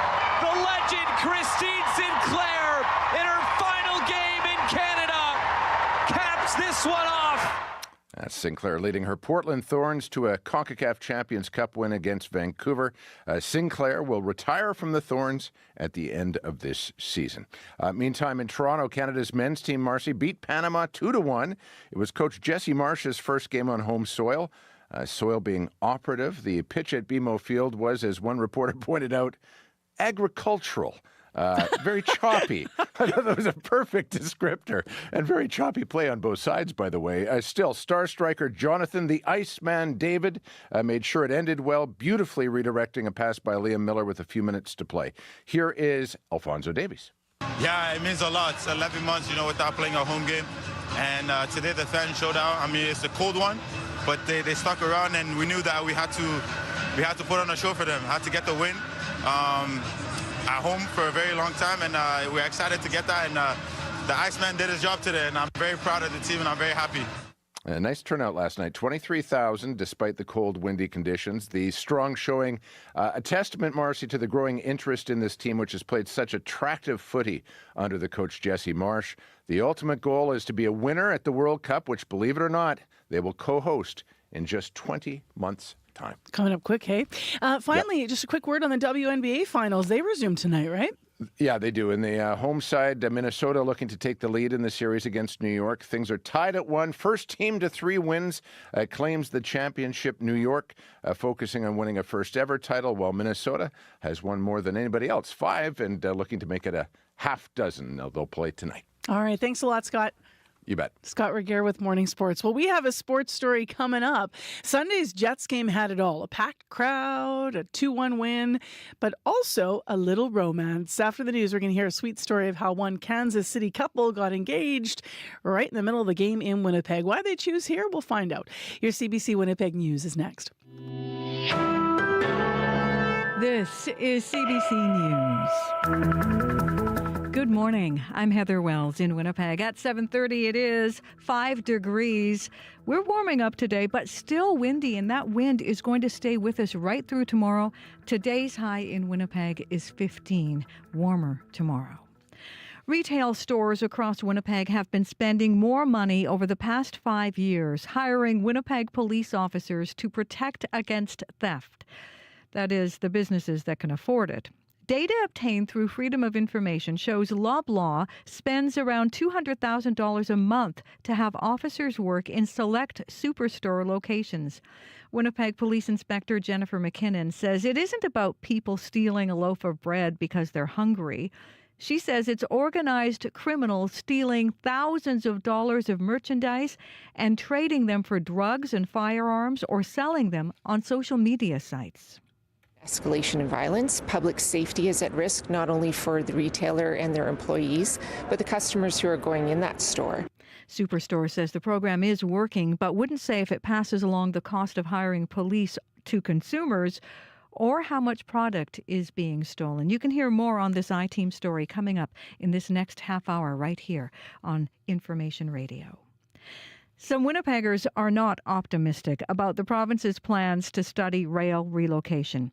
Premier Rob Canoe has hired former federal cabinet minister Lloyd Axworthy to lead a feasibility study on moving rail lines out of the city. Winnipeg Mayor Scott Gillingham says the city is eager to take part in this study. But Harvey Gingras, who lives near the North End tracks, calls this study a waste of money. The reality is it's going to cost the city a fortune to even do that. And the fact is transportation is federal. Those rail lines are federal, so you're going to have to, no matter what, the federal government's going to have the final say because those are, and also the fact is those tracks are not owned by the city. They're not owned by the province. They're not owned by the federal government. They're owned by the rail lines. Gingras says the $200,000 being earmarked for the study could be better spent on health care or roads. The feasibility study is expected to take 2 years. A Manitoba Chief Justice says there needs to be easier ways for suspected wrongful convictions to be brought to light. Manitoba Court of King's Bench Chief Justice Glenn Joyal has acquitted 3 Ojibwe men over the last year in the 1973 murder of Ting Fong Chan. Earlier this month, Joyal acquitted Clarence Woodhouse, who is now 72, saying systemic racism infected the investigation and prosecution. Joyal says any institution will contain human imperfection, but adds it can lead to tragedy when systemic discrimination is also involved. I do, again, want to seem forward-thinking, and I'm optimistic about things, but I can't guarantee that those mistakes won't occur again. That's why vigilance is absolutely critical. Joyal says the system is flawed but has been making steps to improve. Prime Minister Justin Trudeau scheduled to testify today as the public inquiry into foreign interference wraps up the latest phase of its work. The Commission is looking into the ability of Canadian institutions to detect and fend off attempts by foreign states to meddle in Canadian affairs. The British government is pressuring India to cooperate in Canada's investigation into the alleged involvement of Indian diplomats in the murder of a Sikh activist in BC. British officials say the government has confidence in Canada's judicial system, and India's full cooperation is a necessary next step. Canada's allegations continue to impact Indian-Canadian relations, with diplomats being kicked out of both countries. 6 Indian officials were ordered out of Canada on Monday, and a source tells CBC News more could follow. Ukraine's president is laying out his victory plan in the war with Russia. Volodymyr Zelensky says if implemented now, his 5-point plan could possibly end the war by next year. Zelensky told his country's parliament the first point of the plan is to be invited into NATO now, and stresses urgent action and unity is needed among Ukraine's partners. Zelensky is also asking for restrictions on long-range missile strikes in Russia to be lifted. The Kremlin has responded. It says Kyiv needs to, quote, sober up and realize the futility of the policies it is pursuing. You can hear more national and international news coming up on World Report at 8. While striking a sour note, Heard there was a secret chord that David played and it pleased the Lord, but you don't really care for music, do you? Rufus Wainwright singing Leonard Cohen's Hallelujah. The Canadian-American musician is talking about how his music is being used, his version of this song, in political campaigns. It was played at the Donald Trump Town Hall earlier this week. One of the songs Trump swayed to on stage for 30 to 45 minutes. On social media yesterday, Wainwright released a statement calling the campaign's use of the song the height of blasphemy. You can find more news updated throughout the day at cbc.ca/Manitoba. All right. Thanks, Heather. You're welcome. It is 7:36 a.m. It's time for your regional forecast from CBC. That means Abby's coming back on the airwaves to talk about the That's not heat, but it is warmth. Yeah, way better than yesterday. At Yep. least we're going to be getting to mid-teens today. Currently, Winnipeg, 5 degrees. It is clear outside. Today will feature a mix of sun and clouds with light breeze, and we warm up to a high of 15 today. Though for tonight, it's partly cloudy conditions. We are spotting here and there will stay with us. We then deep to 8. Brandon, -1 and partly cloudy at this time. We'll see a mix of sun and clouds also in that region, becoming breezy this afternoon, high of 19. Thompson, currently at -3 and partly cloudy. The forecast calls for a mix of sun and clouds for that region, turning cloudy as you get to the afternoon period. You then warm up to a high of 10. I know tonight I'm not supposed to say this, but for folks in Thompson, you should see some showers. There's a very strong chance of showers in the forecast, and your temperatures would be Why aren't you supposed to say it? People phone you and go, Oh, yeah, like, you Abby, know, people, a lot of people don't want to talk about rain for now. Yeah. But, you know, it's going to be rainy. You're going to see rain, some showers, and then it's going to cool down to 3 degrees. Further north, Churchill, 2 degrees and clear at this time. Mainly sunny skies in the forecast. Light breezy conditions you will feel. You get to a high of 5. And then for tonight, you're going to be dropping to around 0. Duffin, 8 and clear at this time. Expect a mix of sun and clouds, high 19. Gimli, 4, heading to a high of 13. Steinberg, 5, heading to a high of 15. For Morris, you will be seeing clear skies at this time with 4 degrees. For the Pembina Valley region, you should see a mix of sun and clouds, breezy winds from the south, and then you warm up to 16 degrees. In summary, across the province, we're going to be seeing this range of temperatures from this -3 we're seeing up north, and then currently we are hovering between 4 and 9 degrees for the southern region, but mix of sun and clouds and then partly cloudy conditions in the forecast. I'm lazy. I need the rain to water the trees in this fall. I've been like really lazy. Oh, no. It's not going to happen. I'm Look at done. that, Abby. No, it's over. You're I'm not done. getting it. No. Maybe Morris was going to be seeing All rain right. tomorrow. How do you really feel about it? Corey Funk is here with our commute. Yeah, it's a really quiet commute out there so far. I haven't heard of any major issues. Just a heads up for folks, though, who do have Johnson Avenue West as part of their commute. It actually is going to be closed between Henderson and Brazier, both ways, eastbound, westbound, until October 27th. So that might throw off your commute. Oh, sorry. I thought that might work for me too in traffic. Oh, actually, yeah, it's open now. We're good. No, just kidding. That might throw off the commute. Yeah, it might throw off your commute. That is for sewer works. But if you do see anything else going on there, you want to give me a call. If you're walking, biking, driving, would love to hear from you. That number, 204-788-3093. Thanks, Corey. All right, let's keep up with the laughter here. We've got a really nice story coming up next. A Minnesota Wild fan and a Winnipeg Jets fan walk into an arena, and instead of fighting over whose team's better, they leave engaged. This isn't just a cheesy dad joke. It actually happened at Sunday's home game.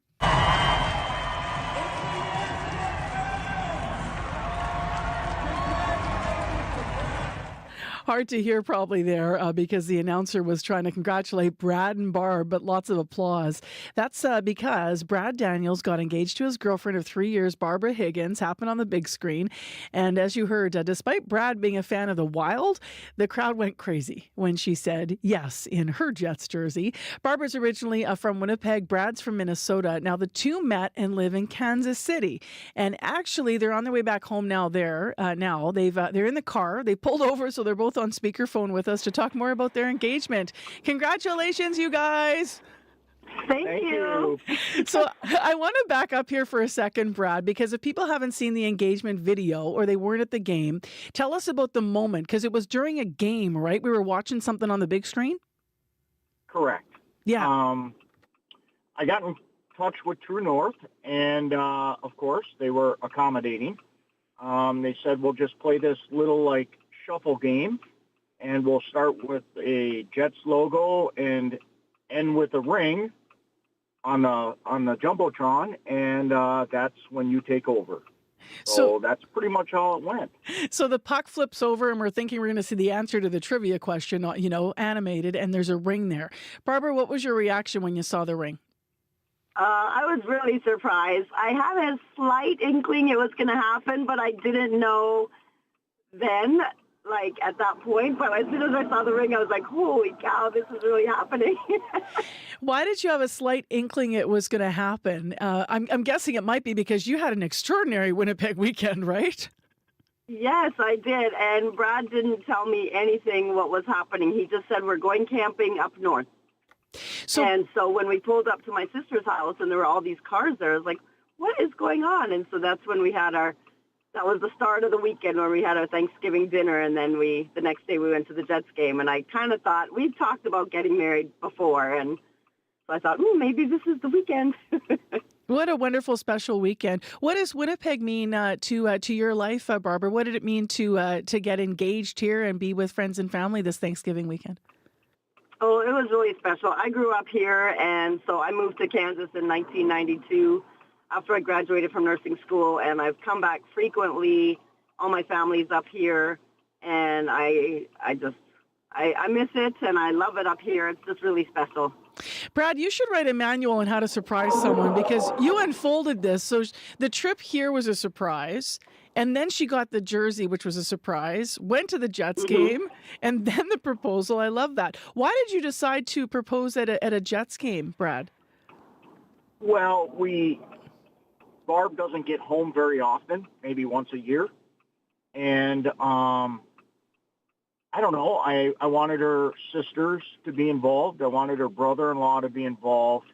I wanted her to be able to tell her dad the next day in person instead of via phone. It was special for me for her to have that experience. And we both love hockey, and since it was a Wild game and a Jets game, it was perfect. How much planning went into this, Brad? Well, I started like in May.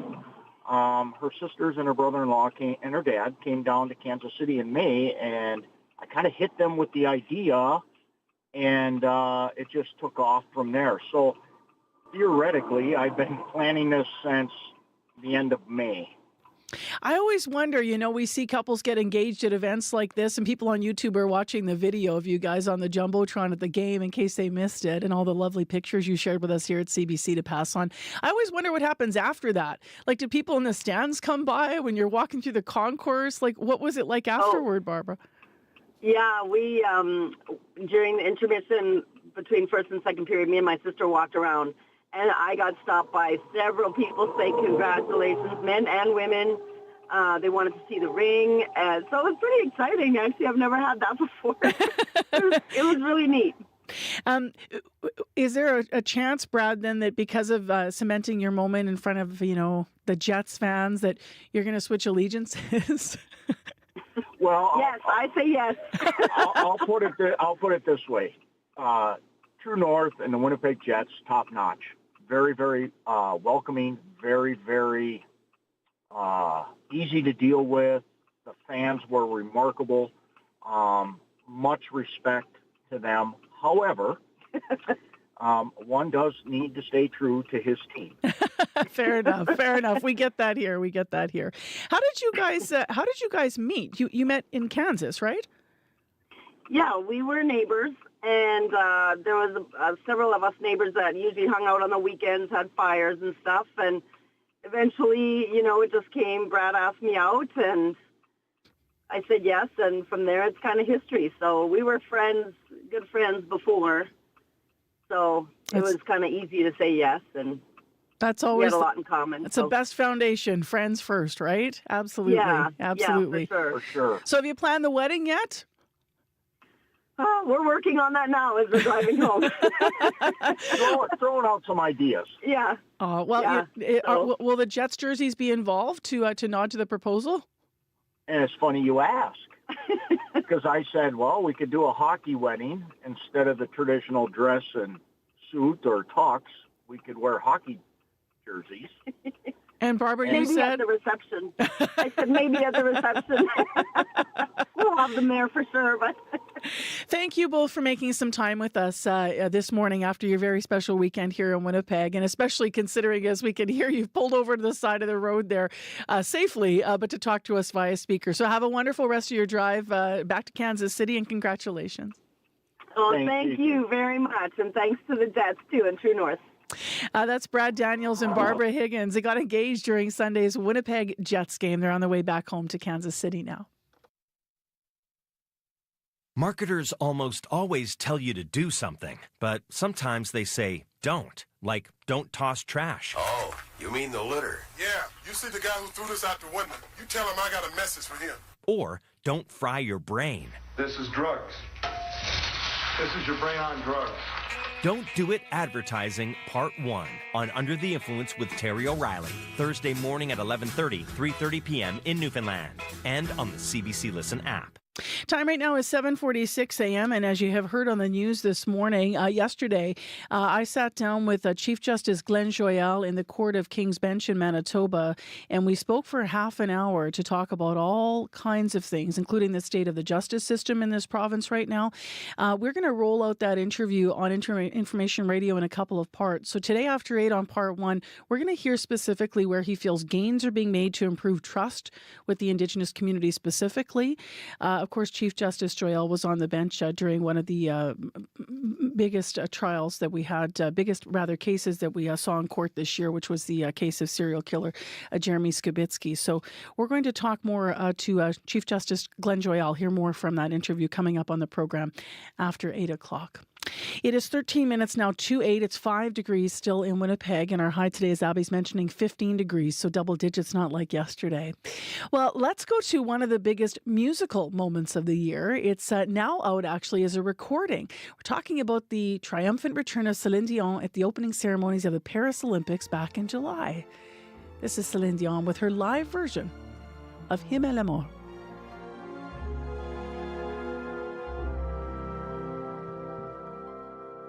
Le ciel bleu sur nous peut s'effondrer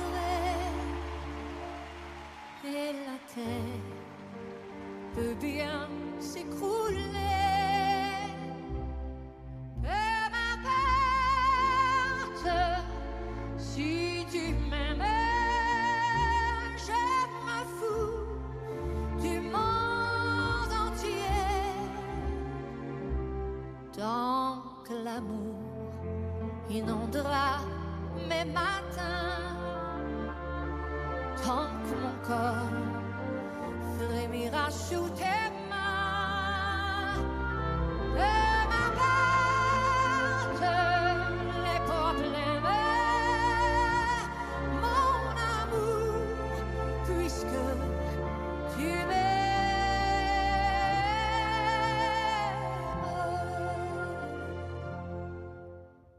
J'irai jusqu'au bout du monde, je me ferai teindre en blonde si tu me le demandes. J'irai décrocher la lune, j'irai voler la fortune si tu me le demandes. Je renierai ma patrie, je renierai mes amis si tu me le demandes.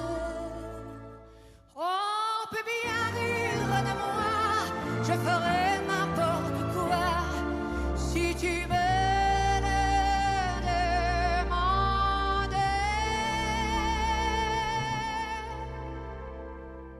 Si un jour la vie t'arrache à moi. As you watch this moment during the Olympic Games and swoon, as Celine Dion stood atop Paris outside the Eiffel Tower singing Hymne à l'amour. This is now a recording if you want to check it out. This, of course, first sung live at the Paris Olympics back in July. Time right now is 11 minutes to 8 o'clock on 89.3 FM on CBC. I'm Marcy Marcusa. Thanks for being with us this morning. Well, let's expand on a story that you may have been hearing in the news today. Data obtained by CBC News shows that over the past 5 years, retail stores all across our city have been spending more money on hiring Winnipeg police officers to protect against theft. That is when the businesses can afford it. Now, one in particular is paying hundreds of thousands of dollars every month.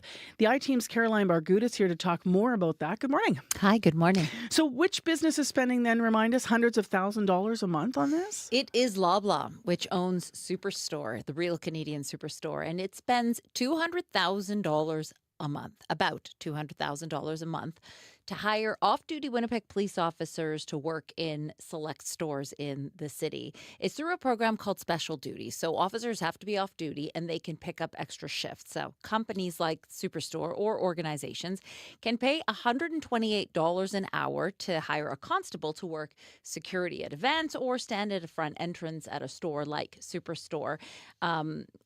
Unlike security guards, police can obviously engage people if they are stealing, and they can arrest people. Now, Special Duty isn't just for retail stores. They also are used by trucking companies to move heavy equipment, for example, or construction companies.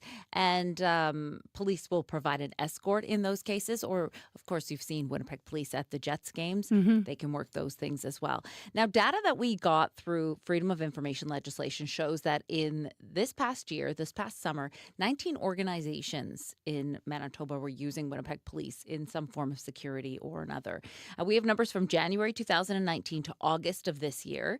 The largest user, of course, was Superstore, which interestingly hadn't used officers at all until June 2019, and only minimally. They were hiring officers for about 116 hours a month. Fast forward to this summer, and Superstore was hiring officers to work 1,660 hours a month. Wow. Now, Walmart is the second largest retailer of Special Duty. They pay an average of about $52,000 a month. They've been doing this since 2022. Dave Duvall is the superintendent of uniform operations for the Winnipeg Police Service. There's a lot of brazen theft in the community at retail stores. And so when somebody comes in and takes items, property, with force, it's a traumatic experience for everyone involved, customers, employees. So the intent is to deter that. So Loblaw says that this hiring officers for Special Duty has been very effective, but they wouldn't give us any more information. They also wouldn't say how much money they've lost due to theft or if the cost of officers gets passed on to customers. What does this tell us overall about retail theft in the city right now? Well, it tells us that retail theft is definitely on the rise, and so is related violence. Now, it's become such a problem that a number of stores have closed down, including, I know that you guys have talked about this before, 7-Elevens. There was 10 7-Elevens in Winnipeg. The company told city councillors they were closing their doors because of theft. Family Foods on Dakota, it closed this summer. It closed for good because of theft. The owner of Darcy's Ark, which is a thrift store that makes money for the shelter, she said she can't take the shoplifting anymore and is closing her shop down. These reported incidents of thefts have increased by 46% this year compared to last year. And 2023 reported the highest volume of occurrences of shoplifting in the past 10 years. That's, of course, according to Winnipeg Police. Now, the Retail Council of Canada estimates that theft has cost businesses across this province up to $200 million a year. John Graham is the Prairie Region Director of the Retail Council of Canada. Retailers can't be on the front lines of very costly and sometimes detrimental to their sustainability impacts of crime. There are retailers that are making tough decisions not to continue to operate because of the impacts of crime. Those just can't be accepted by our community, and certainly not by the business community. So this past summer, the province partnered with Winnipeg Police to pilot a program. It's called the Retail Crime Initiative. Of course, essentially, the government spent about $1.9 million to fund these officers who are essentially working overtime to patrol certain neighborhoods like Osborne Village, downtown, the West End. They're also building relationships with business owners there that are concerned about violent crime and theft. We actually asked the Premier about that last week on the show, like would he extend it and when he's going to make his decision about whether they're going to extend the funding for all that. He said he doesn't have a timeline yet.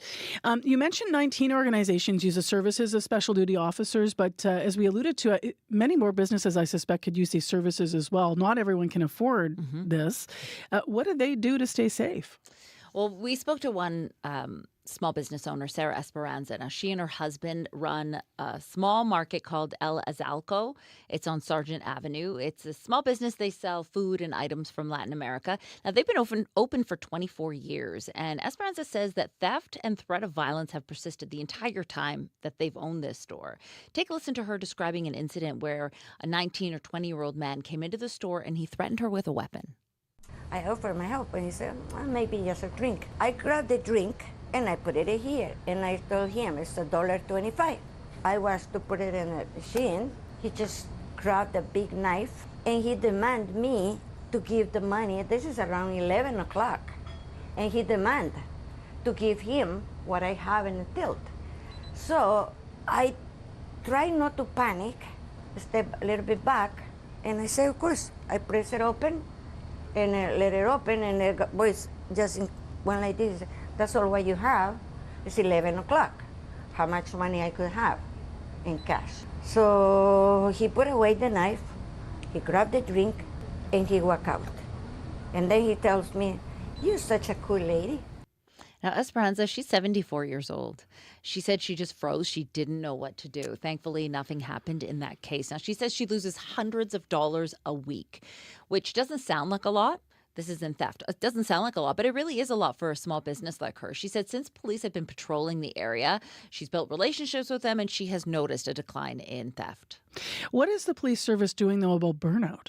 It's a good question. Since January 2019, the Winnipeg Police Service says that officers have worked a total or over 222,000 hours of overtime. Now, that costs the private sector over $20 million. This is just for special duty. Now, police obviously are working overtime for their own jobs. If they're on a call and their shift ends, they don't just leave. They have to finish what they're doing. Superintendent Dave Duvall says the service is monitoring their overtime to try and prevent burnout. We're having conversations every single week with commanders, checking in with them, looking at sick time usage, having conversations with them. And so it's a daily conversation with the officers, and then weekly conversations between the executive and the commanders in the divisions to make sure that we're supporting officers appropriately. Now, special duty is voluntary, so officers don't have to take shifts. This is like the big $1 million question, but what's the solution? It's such a good question, but it is so hard to answer. There are so many issues. Obviously, there's a lot of social issues related to theft and violence. There's poverty, homelessness, drug use. Obviously, no quick fixes for any of those things.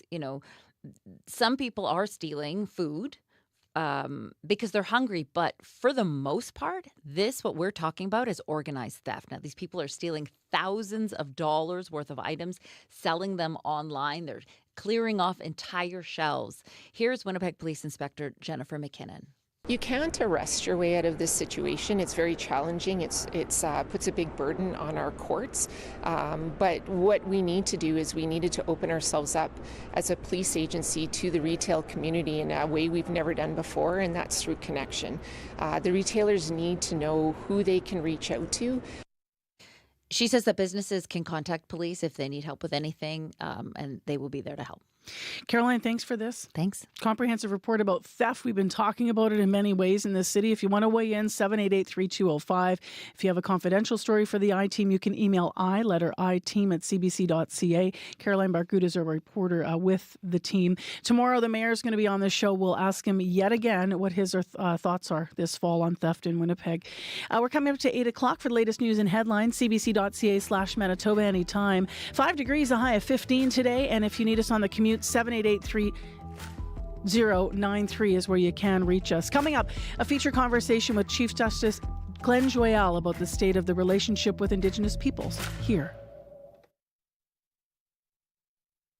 Today on Q with Tom Power. Heather Graham is best known for her roles in the movies Boogie Nights and Austin Powers, The Spy Who Shagged Me. Heather will tell you about her new film Chosen Family and why the idea of a chosen family replacing your biological one has been so important to her over the years. Was Dad a jerk to us when we were kids and Mom basically did nothing?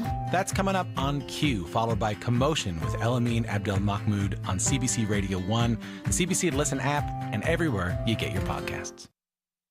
The CBC News is next. Coming up in half an hour, it's The Current. I'm Rebecca Zanbergen. The fight for women's rights was supposed to be settled, but journalist Elizabeth Renzetti says that's far from the case. She's here to talk about how to bring women together to create a world that's actually fair. Coming up on The Current. This is World Report. Good morning. I'm Marcia Young. Justin Trudeau's comments about foreign meddling this week have already reignited a diplomatic dispute with India. Now the Prime Minister is about to testify at the public inquiry into foreign interference, and he will be questioned about the actions of several countries. The CBC's Janice McGregor has been following the Commission hearings. She joins us from our Parliamentary Bureau. And Janice, how could the revelations this week affect Trudeau's testimony? Marcia, during the first phase of this inquiry, we saw Justin Trudeau push back. He was refuting the suggestion that he doesn't read all the intelligence he needed to see. He was disputing the reliability of some of the intelligence that was leaked to the media. Remember? Intelligence is not evidence. How many times did we hear that? Will we hear, though, a different tone today as Commission lawyers walk him through what his government is doing or still needs to do to fight foreign meddling in the future? Because on Monday, Trudeau was endorsing the evidence of police and intelligence officials when it comes to the Indian government's involvement in homicides and extortion activities in Canada. It's unclear at this very sensitive moment how much this inquiry can really go public with when it comes to the issue that's now seizing Ottawa.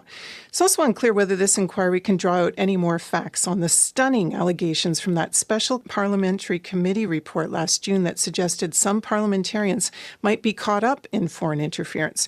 And it's going to be key to get the Prime Minister's take on some of the fixes his government has tried to get in place on information sharing, for example. Is that working? Janice, the inquiry is not designed to respond to daily news revelations, but we are still learning so much about Indian meddling. What is the latest? Look, we're trying to draw conclusions at this inquiry, even as the facts keep developing around us. Sources suggesting to CBC News, for example, that the 6 Indian officials kicked out of Canada on Monday may in fact not be the last, as more layers of the clandestine operations underway in Canada are peeled back. And amid these interference challenges, the Prime Minister's office yesterday announced a new head for Canada's spy agency. Daniel Rogers, previously Trudeau's deputy security advisor, will take over at CSIS at the end of this month. Thank you, Janice. You're welcome. The CBC's Janice McGregor in Ottawa. Britain is pressuring India to cooperate in Canada's investigations looking at the murder of a Sikh activist in BC and the alleged involvement of Indian diplomats. 6 Indian officials were ordered out of Canada on Monday, and sources tell CBC News more could follow. This morning, Britain released a statement weighing in on the dispute. It says the UK has full confidence in Canada's judicial system, and India cooperating is the right next step. The head of the UN's Refugee Agency for Palestinians says UNRWA may not be able to operate in Gaza much longer, and he warns the region will likely experience famine or severe malnutrition this winter. Here is UNRWA Chief Philippe Lazzarini. The hunger has been artificially created. It's a man-made. It's an avoidable hunger. We know what the solution should be. The solution should be to let convoys and food enter into the Gaza Strip. Britain and France have called an emergency meeting of the UN Security Council to address the humanitarian situation in Gaza.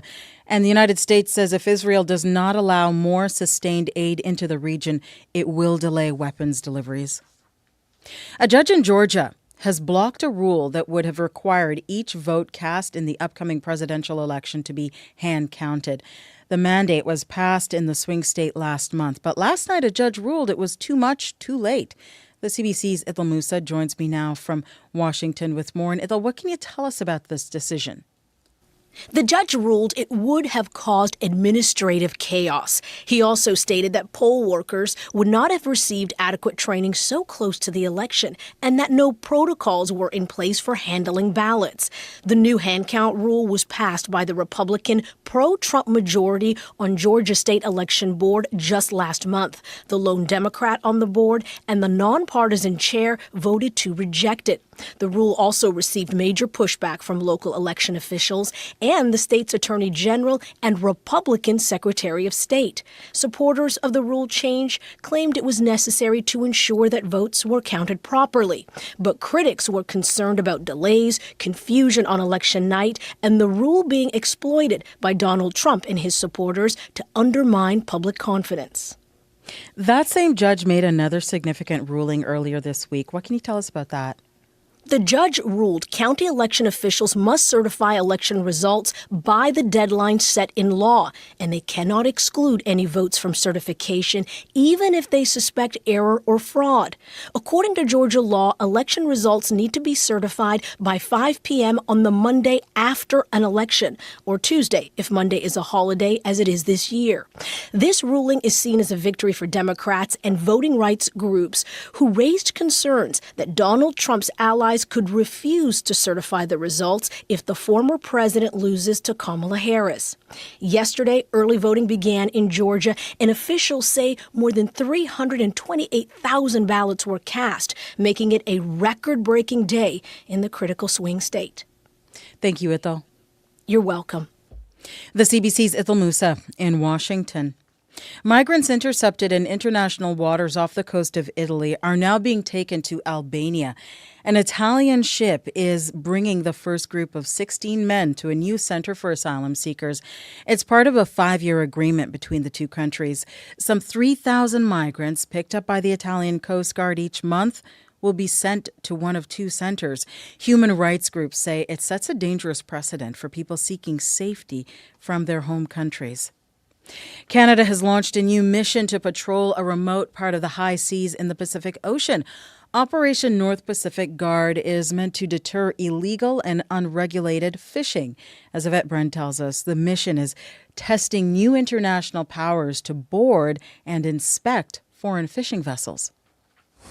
Just putting this down for a second. The Canadian fisheries officer inspects trays of mackerel on a foreign ship.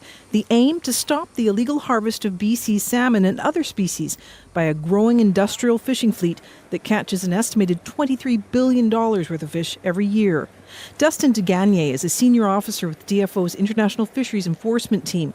He says the lights of the ships that gather in mass flotillas here can be seen from space. The ultimate end goal is just ensuring more sustainable management and ensuring the health of these fisheries on the high seas, especially in the North Pacific. This is probably the most vast and remote high seas area on the planet. International law now allows Canadian fisheries officers to board and inspect foreign vessels in the North Pacific.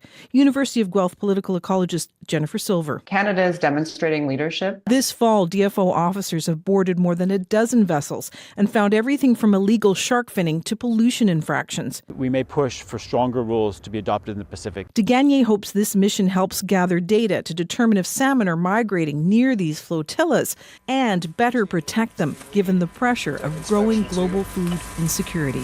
Yvette Brent, CBC News, Vancouver. Canada is moving to embrace more renewable energy sources, but there's concern about the waste those sources leave behind. Installation of wind and solar energy is on the rise. The question is what to do with those solar panels and wind turbines once they're no longer useful. The CBC's Paula DeHatchek has more. Inside a warehouse east of Calgary, Dan Carochi sorts through thousands of damaged solar panels. I call it the big green elephant of renewable energy, is the waste material. Carochi's company, Sunset Renewables, is developing a way to dismantle and recycle panels that no longer work. According to the think tank, the Smart Prosperity Institute, based at the University of Ottawa, by mid-century, Canada will be forced to deal with at least 365,000 tons of these dead panels. So just producing that much waste, landfilling it going forward, it's not really a sustainable solution. Jeff McCarney, the Institute's senior research director, says wind turbines pose a similar problem. He says while it's important to keep using more renewable energy, the last thing that we want to do is be creating other environmental challenges as we try to solve the climate crisis. It's not clear yet what a coordinated recycling system might look like for wind turbines and solar panels. But Evan Wilson, a vice president with the Canadian Renewable Energy Association, says now is a good time to start brainstorming. Companies that are thinking about recycling now are really going to be in boom times in 20 years or so when these projects come to the end of their lifespan here. As for Dan Carochi, he's not waiting that long. He hopes to have a solar panel recycling facility up and running by the end of the year. Paula Duhacek, CBC News, Brooks, Alberta. And that is the latest national and international news from World Report News Anytime at cbcnews.ca. I'm Marcia Young.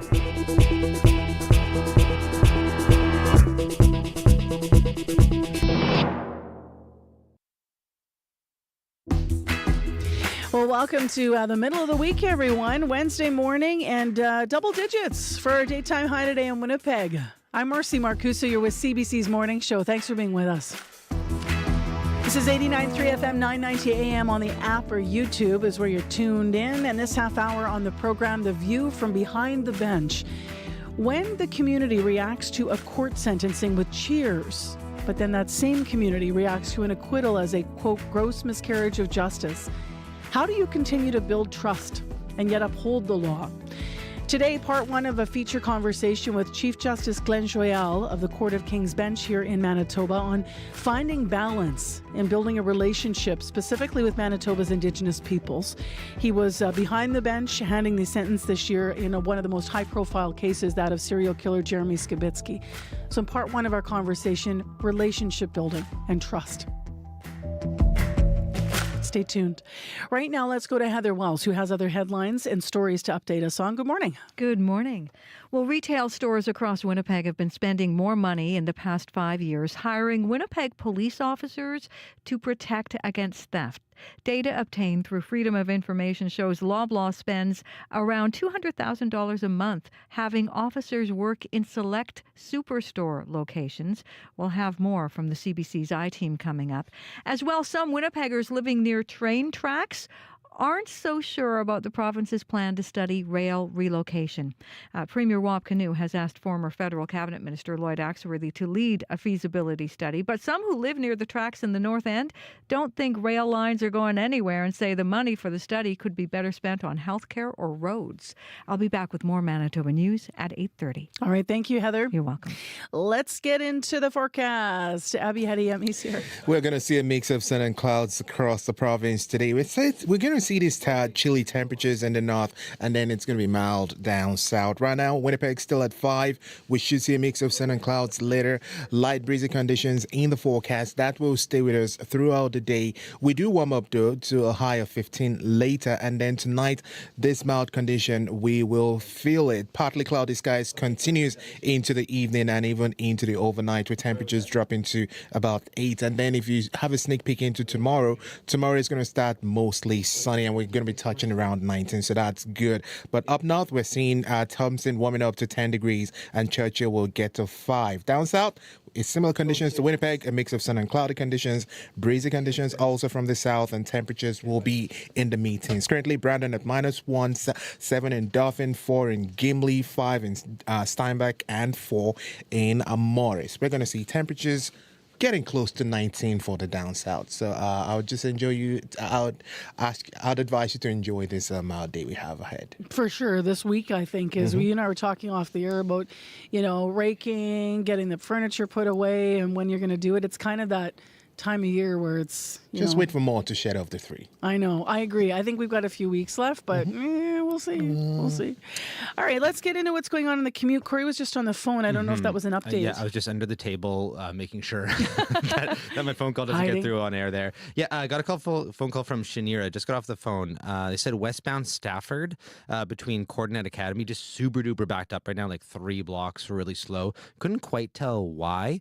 So if you are heading down Stafford, that might throw off your commute a bit this morning. Thanks for that call. Also, just a reminder to folks, Johnson Avenue West, there's a closure going on, both eastbound and westbound between Henderson and Brazier up until October 27th for sewer work. So if that's part of your commute, you're actually going to want to find a different route because it is just totally closed going both ways for the next 10 days or so. So heads up for that. If you see anything else going on, give me a call on the CBC commuter line. Be like Shanira, if you're walking, bike, and driving, would love to hear what you're seeing out there. That number 204-788-3093.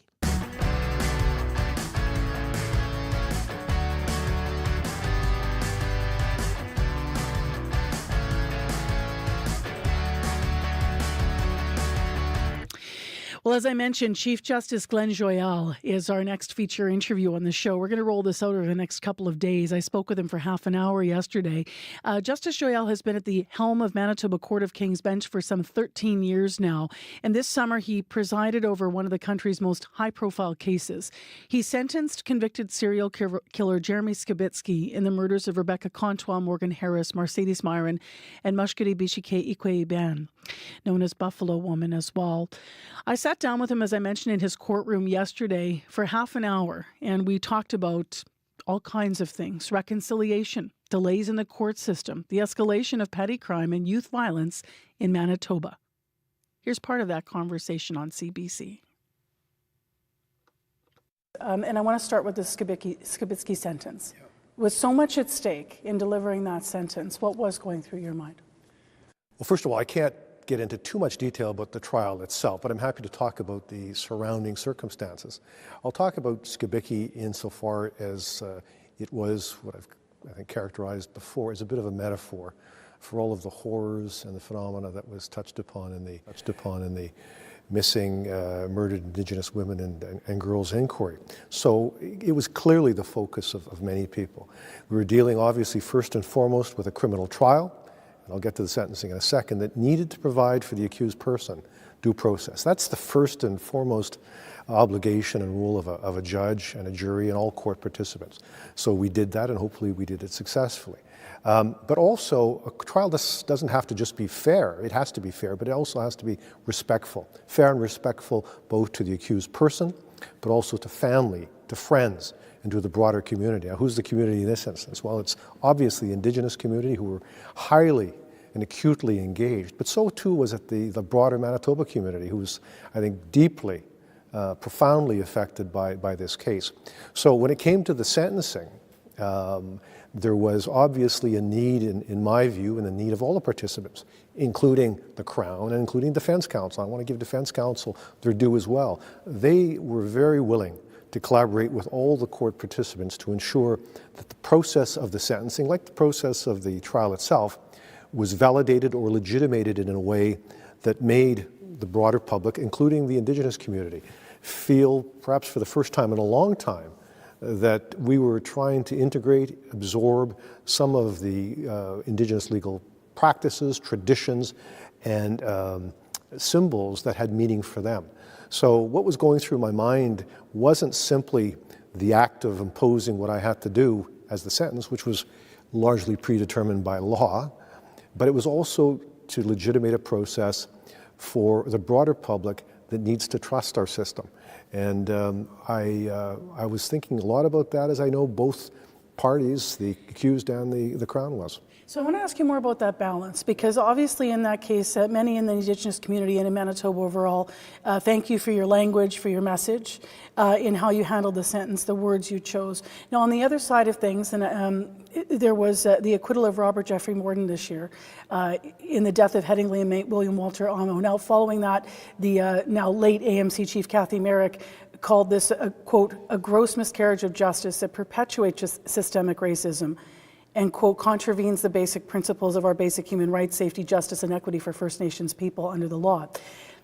How do you achieve the goals of reconciliation in the justice system, as you were just talking about, which is supposed to be impartial?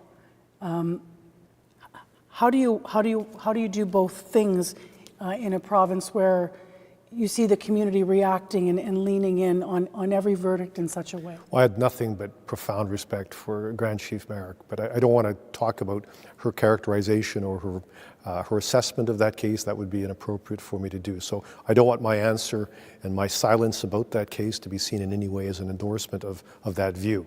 The system itself is flawed, and we're going to make mistakes. And I've recently presided in cases where miscarriages of justice were identified, appropriate apologies and comments were made. But those were cases that were identified as that.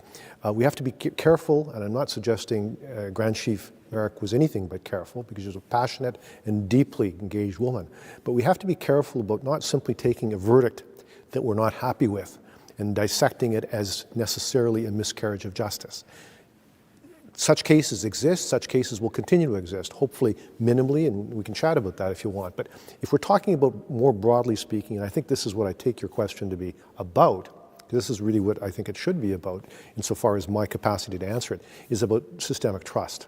What do we do to gain the trust of Indigenous leaders? And keep the trust. Because, of course, what we're talking about here is if there is sort of a push-pull. A push-pull at every verdict. Yes. How do we overall maintain that trust throughout? Well, the push-pull is always going to exist, because we do have a responsibility in our system of justice to ensure that accused persons, if we're talking about the criminal realm, but we can talk about any area of realm, to provide a fair trial. And what is a fair trial? It means ensuring that due process is properly afforded to everybody. But I like the phrase fair and respectful trial, because fair and respectful doesn't just involve something being fair and respectful to the accused, but it has to, obviously, but it also involves a degree of respect and what I'll call this new phenomenon, this trauma-informed approach for victims and families and for the broader community.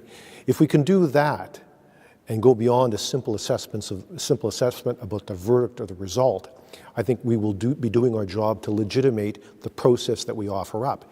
But I think it takes more than that. I don't want a situation, Marcy, where our level of trust as it's being assessed by any one community is dependent upon the result in a given case. Otherwise, we're effectively no better and no worse than what we're doing to obtain or not obtain the approval of a given community. So if not that, what do you need to change in the system to achieve that level of trust? Well, we have to ensure the process is credible, that the process is something that communities, including the Indigenous community, can endorse. They have to feel, to the extent in the criminal realm, for example, because we could get into some of the areas that they're now themselves going to be, I think, adjudicating and taking control over. But if we're talking about the criminal realm, to the extent that we're dealing with perhaps a disproportionate number of Indigenous participants, we have to make them feel like they're part of it, that we're engaging with them and we're incorporating, integrating, and otherwise understanding legal traditions. So Skibiki is an example of what, and we have to be humble about it, what we attempted to do, but we want to normalize that. So back to your original question, what can we do? Well, we as an institution can, and I think have done a great deal. It's not enough, but we're starting. We have in the Court of King's Bench a committee called the Trust, Reconciliation and Access to Justice Committee, TRAC for short. I announced this, I think, in 2017 at the call to the bar. One of the first courts in the country to do this, and it really does act upon the calls to action of then Senator Murray Sinclair. It's based on 4 pillars. The first pillar speaks to the very issue that you're, I think, getting at, the question of trust. We do outreach, not the type of outreach we would typically do with schools or the grand public in terms of explaining people how we do what we do, why we do it, and we're instead there to listen. We're not there to kind of pontificate about how good we are, how magical our system is. We're there to listen to Indigenous Manitobans and hear what they have to say about the justice system. Part of a conversation that I had with Manitoba Court of King's Bench Chief Justice Glenn Joyal. We spoke yesterday at the courthouse. We're going to be rolling out this feature interview over the next couple of days on the program. So tomorrow on the show, we're going to touch on some other things. What is missing to rehabilitate youth in this province who are perpetuating some of the crimes that we're seeing. And so we're going to hear that from Justice Joyal, his answer to that. Also, would he seek to change a Supreme Court decision to allow multiple life sentences to be stacked, resulting in no chance of parole for longer than 25 years for the most serious crimes? We will put that question to him as well. So that's tomorrow in part 2 of our feature interview. We carry a world of information in our pockets because we want to know. Breaking news that shapes our world. Staying on top of stories around the globe. And connected close to home. It's news you can trust. Delivered when you want and where you want on Canada's News app. Now with CBC Radio 1, local and live. Download the CBC News app for free. It is 8:24 a.m. on 89.3 FM, 990 AM on the app or on YouTube. It's 5 in Winnipeg. We've been there all morning long. Our high 15 today in the city. Brandon's partly cloudy and -1. Well, we have music this morning from the Reclaws. I'm a big fan of the Reclaws. They're a brother-sister duo from rural Ontario, big following in the world of country music, and every CFL fan probably knows some of their tunes because they had one of their tunes chosen to highlight the season for a number of years. They're going to be on cue today on CBC to talk about their new album with host Tom Power. It is called Outliving for Mom, and it's a heartfelt tribute, they say, to their mother. Now, one of the songs on it is this live version of People Don't Talk About. I grew up playing cowboys. I like to play pretend. Bunch of kids in a backyard, back when it made sense. We would speak our minds and say just what we meant. That was the old me. Nobody told me that everything changes. Reality sets in. You better keep quiet if you wanna fit in. People don't talk about when it's 2 a.m. You're talking to yourself again. You're digging a hole. You're digging a hole. People don't talk about trying to be yourself. yourself, but feeling like you're someone else. You're not alone. You're not alone. I wanna know everything that you don't say out loud. Yeah, all the things that people don't talk about. 'Cause people don't talk about. Take a load off, take a breath. Say it all, then say the rest. If you let it out, you can let them in. Take a load off, take a breath. Say it all, then say the rest. If you let it out, you can let them in. People don't talk about when it's 2 a.m. You're talking to yourself again. You're digging a hole. You're digging a hole. People don't talk about trying to be yourself, but feeling like you're someone else. You're not alone. You're not alone. I wanna know everything that you don't say out loud. Yeah, all the things that people don't talk about. Yeah, people don't talk about.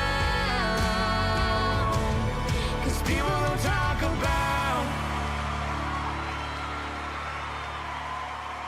Live version of People Don't Talk About. They're going to be on Q later this morning. That is with host Tom Power. I'm talking about the Reclaws, brother-sister duo. They've got a new album out, and they'll talk all about it coming up later here on CBC Radio on Q. It is 8:27 a.m. right now. Well, here's something that you probably don't want us to talk about. Yesterday morning, did you wake up and have some dead plants in the yard? I know that I did. That's because they got frost overnight. So the question is, as we head into the colder season, do you remember all the different types of frost? Kevin Hayes is an environmental scientist and assistant professor at Alberta's Mount Royal University, and he has all the frosty answers.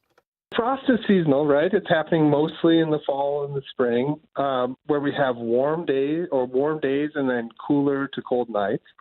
And so what happens is during the warm day, liquid water is being evaporated and brought into the atmosphere. So that liquid water could come from a bunch of different places. Around here, we could think about it coming from rivers or lakes. We could think about it coming from soil moisture, so water that's in the soil, or even being transpirated by plants, so being emitted by the plants that are around us. Basically, at any given temperature, the air is able to hold on to a certain amount of water vapor or moisture. Okay, so if that temperature is lower, the amount of water vapor that the air can hold is lessened, and that water vapor is forced to condense and come out. And if it condenses, so if the water vapor comes out at a temperature that's below freezing, we have frost. So the ground can, especially in like certain conditions, like if we have clear, kind of cool nights, we can see the ground cool down pretty dramatically. It can be quite a bit colder near the surface as compared to even a meter or two up. So that's why we sometimes have frost warnings when we're not really expecting the air temperature as measured to be below 0 degrees Celsius. There are two different kind of types of frost. The frost type that forms as dew first and then freezes is, funnily enough, known as freezing frost. So that occurs, but there's also basically depositional frost. So this is the frost that forms those kind of interesting patterns on your windshield and things along those lines. This is where the water vapor comes out of the air and goes directly to solid ice.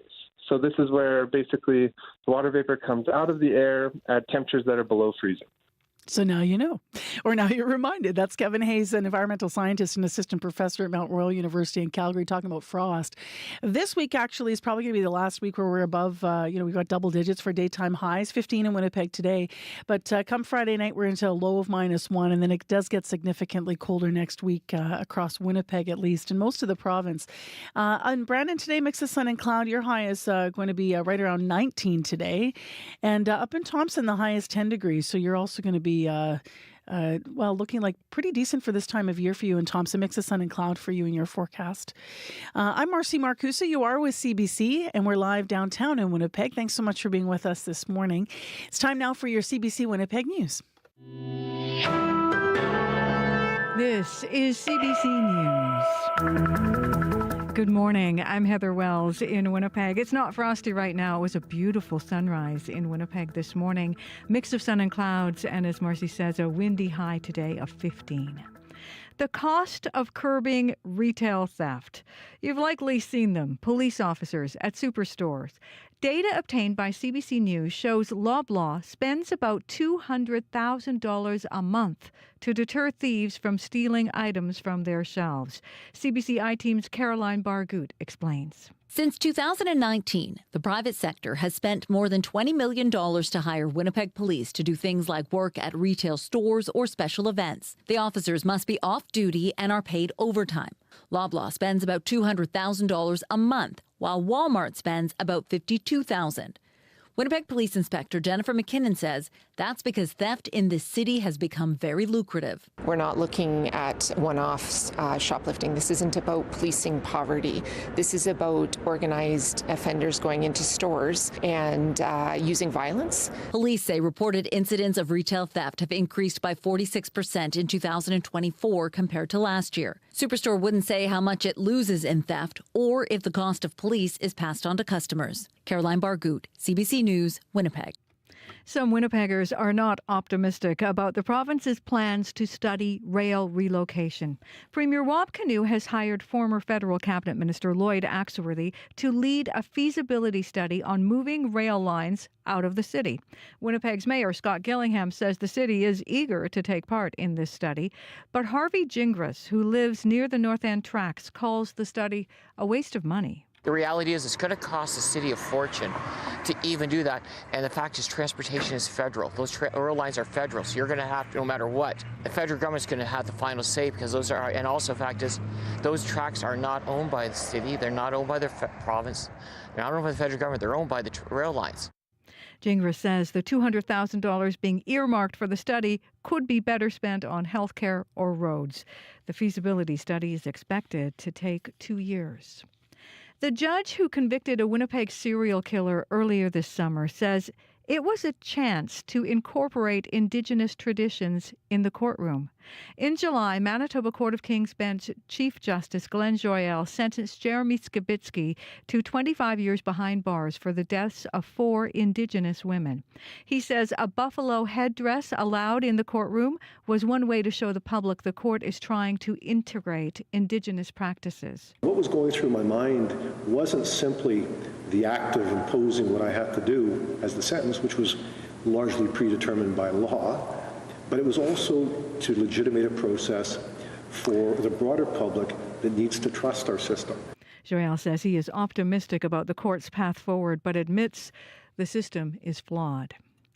Britain is pressuring India to cooperate in Canada's investigations, looking at the murder of a Sikh activist in BC and the alleged involvement of Indian diplomats. 6 Indian officials were ordered out of Canada on Monday, and a source tells CBC News more could follow. This morning, Britain released a statement weighing in on the dispute. It says the UK has full confidence in Canada's judicial system, and India cooperating, it says, is the right next step. A former Winnipegger is on her way home back to Kansas with more than just special memories of a Winnipeg Jets game. She's also taking with her a new ring. Jets fan Barbara Higgins and her longtime boyfriend, Minnesota Wild fan Brad Daniels, were at Sunday's game when he popped the question. It's something he'd been planning since May. Daniels says he worked with True North to have the couple picked to play a game, and at the end, the ring would be revealed. It was special for me for her to have that experience. And we both love hockey, and since it was a Wild game and a Jets game, it was perfect.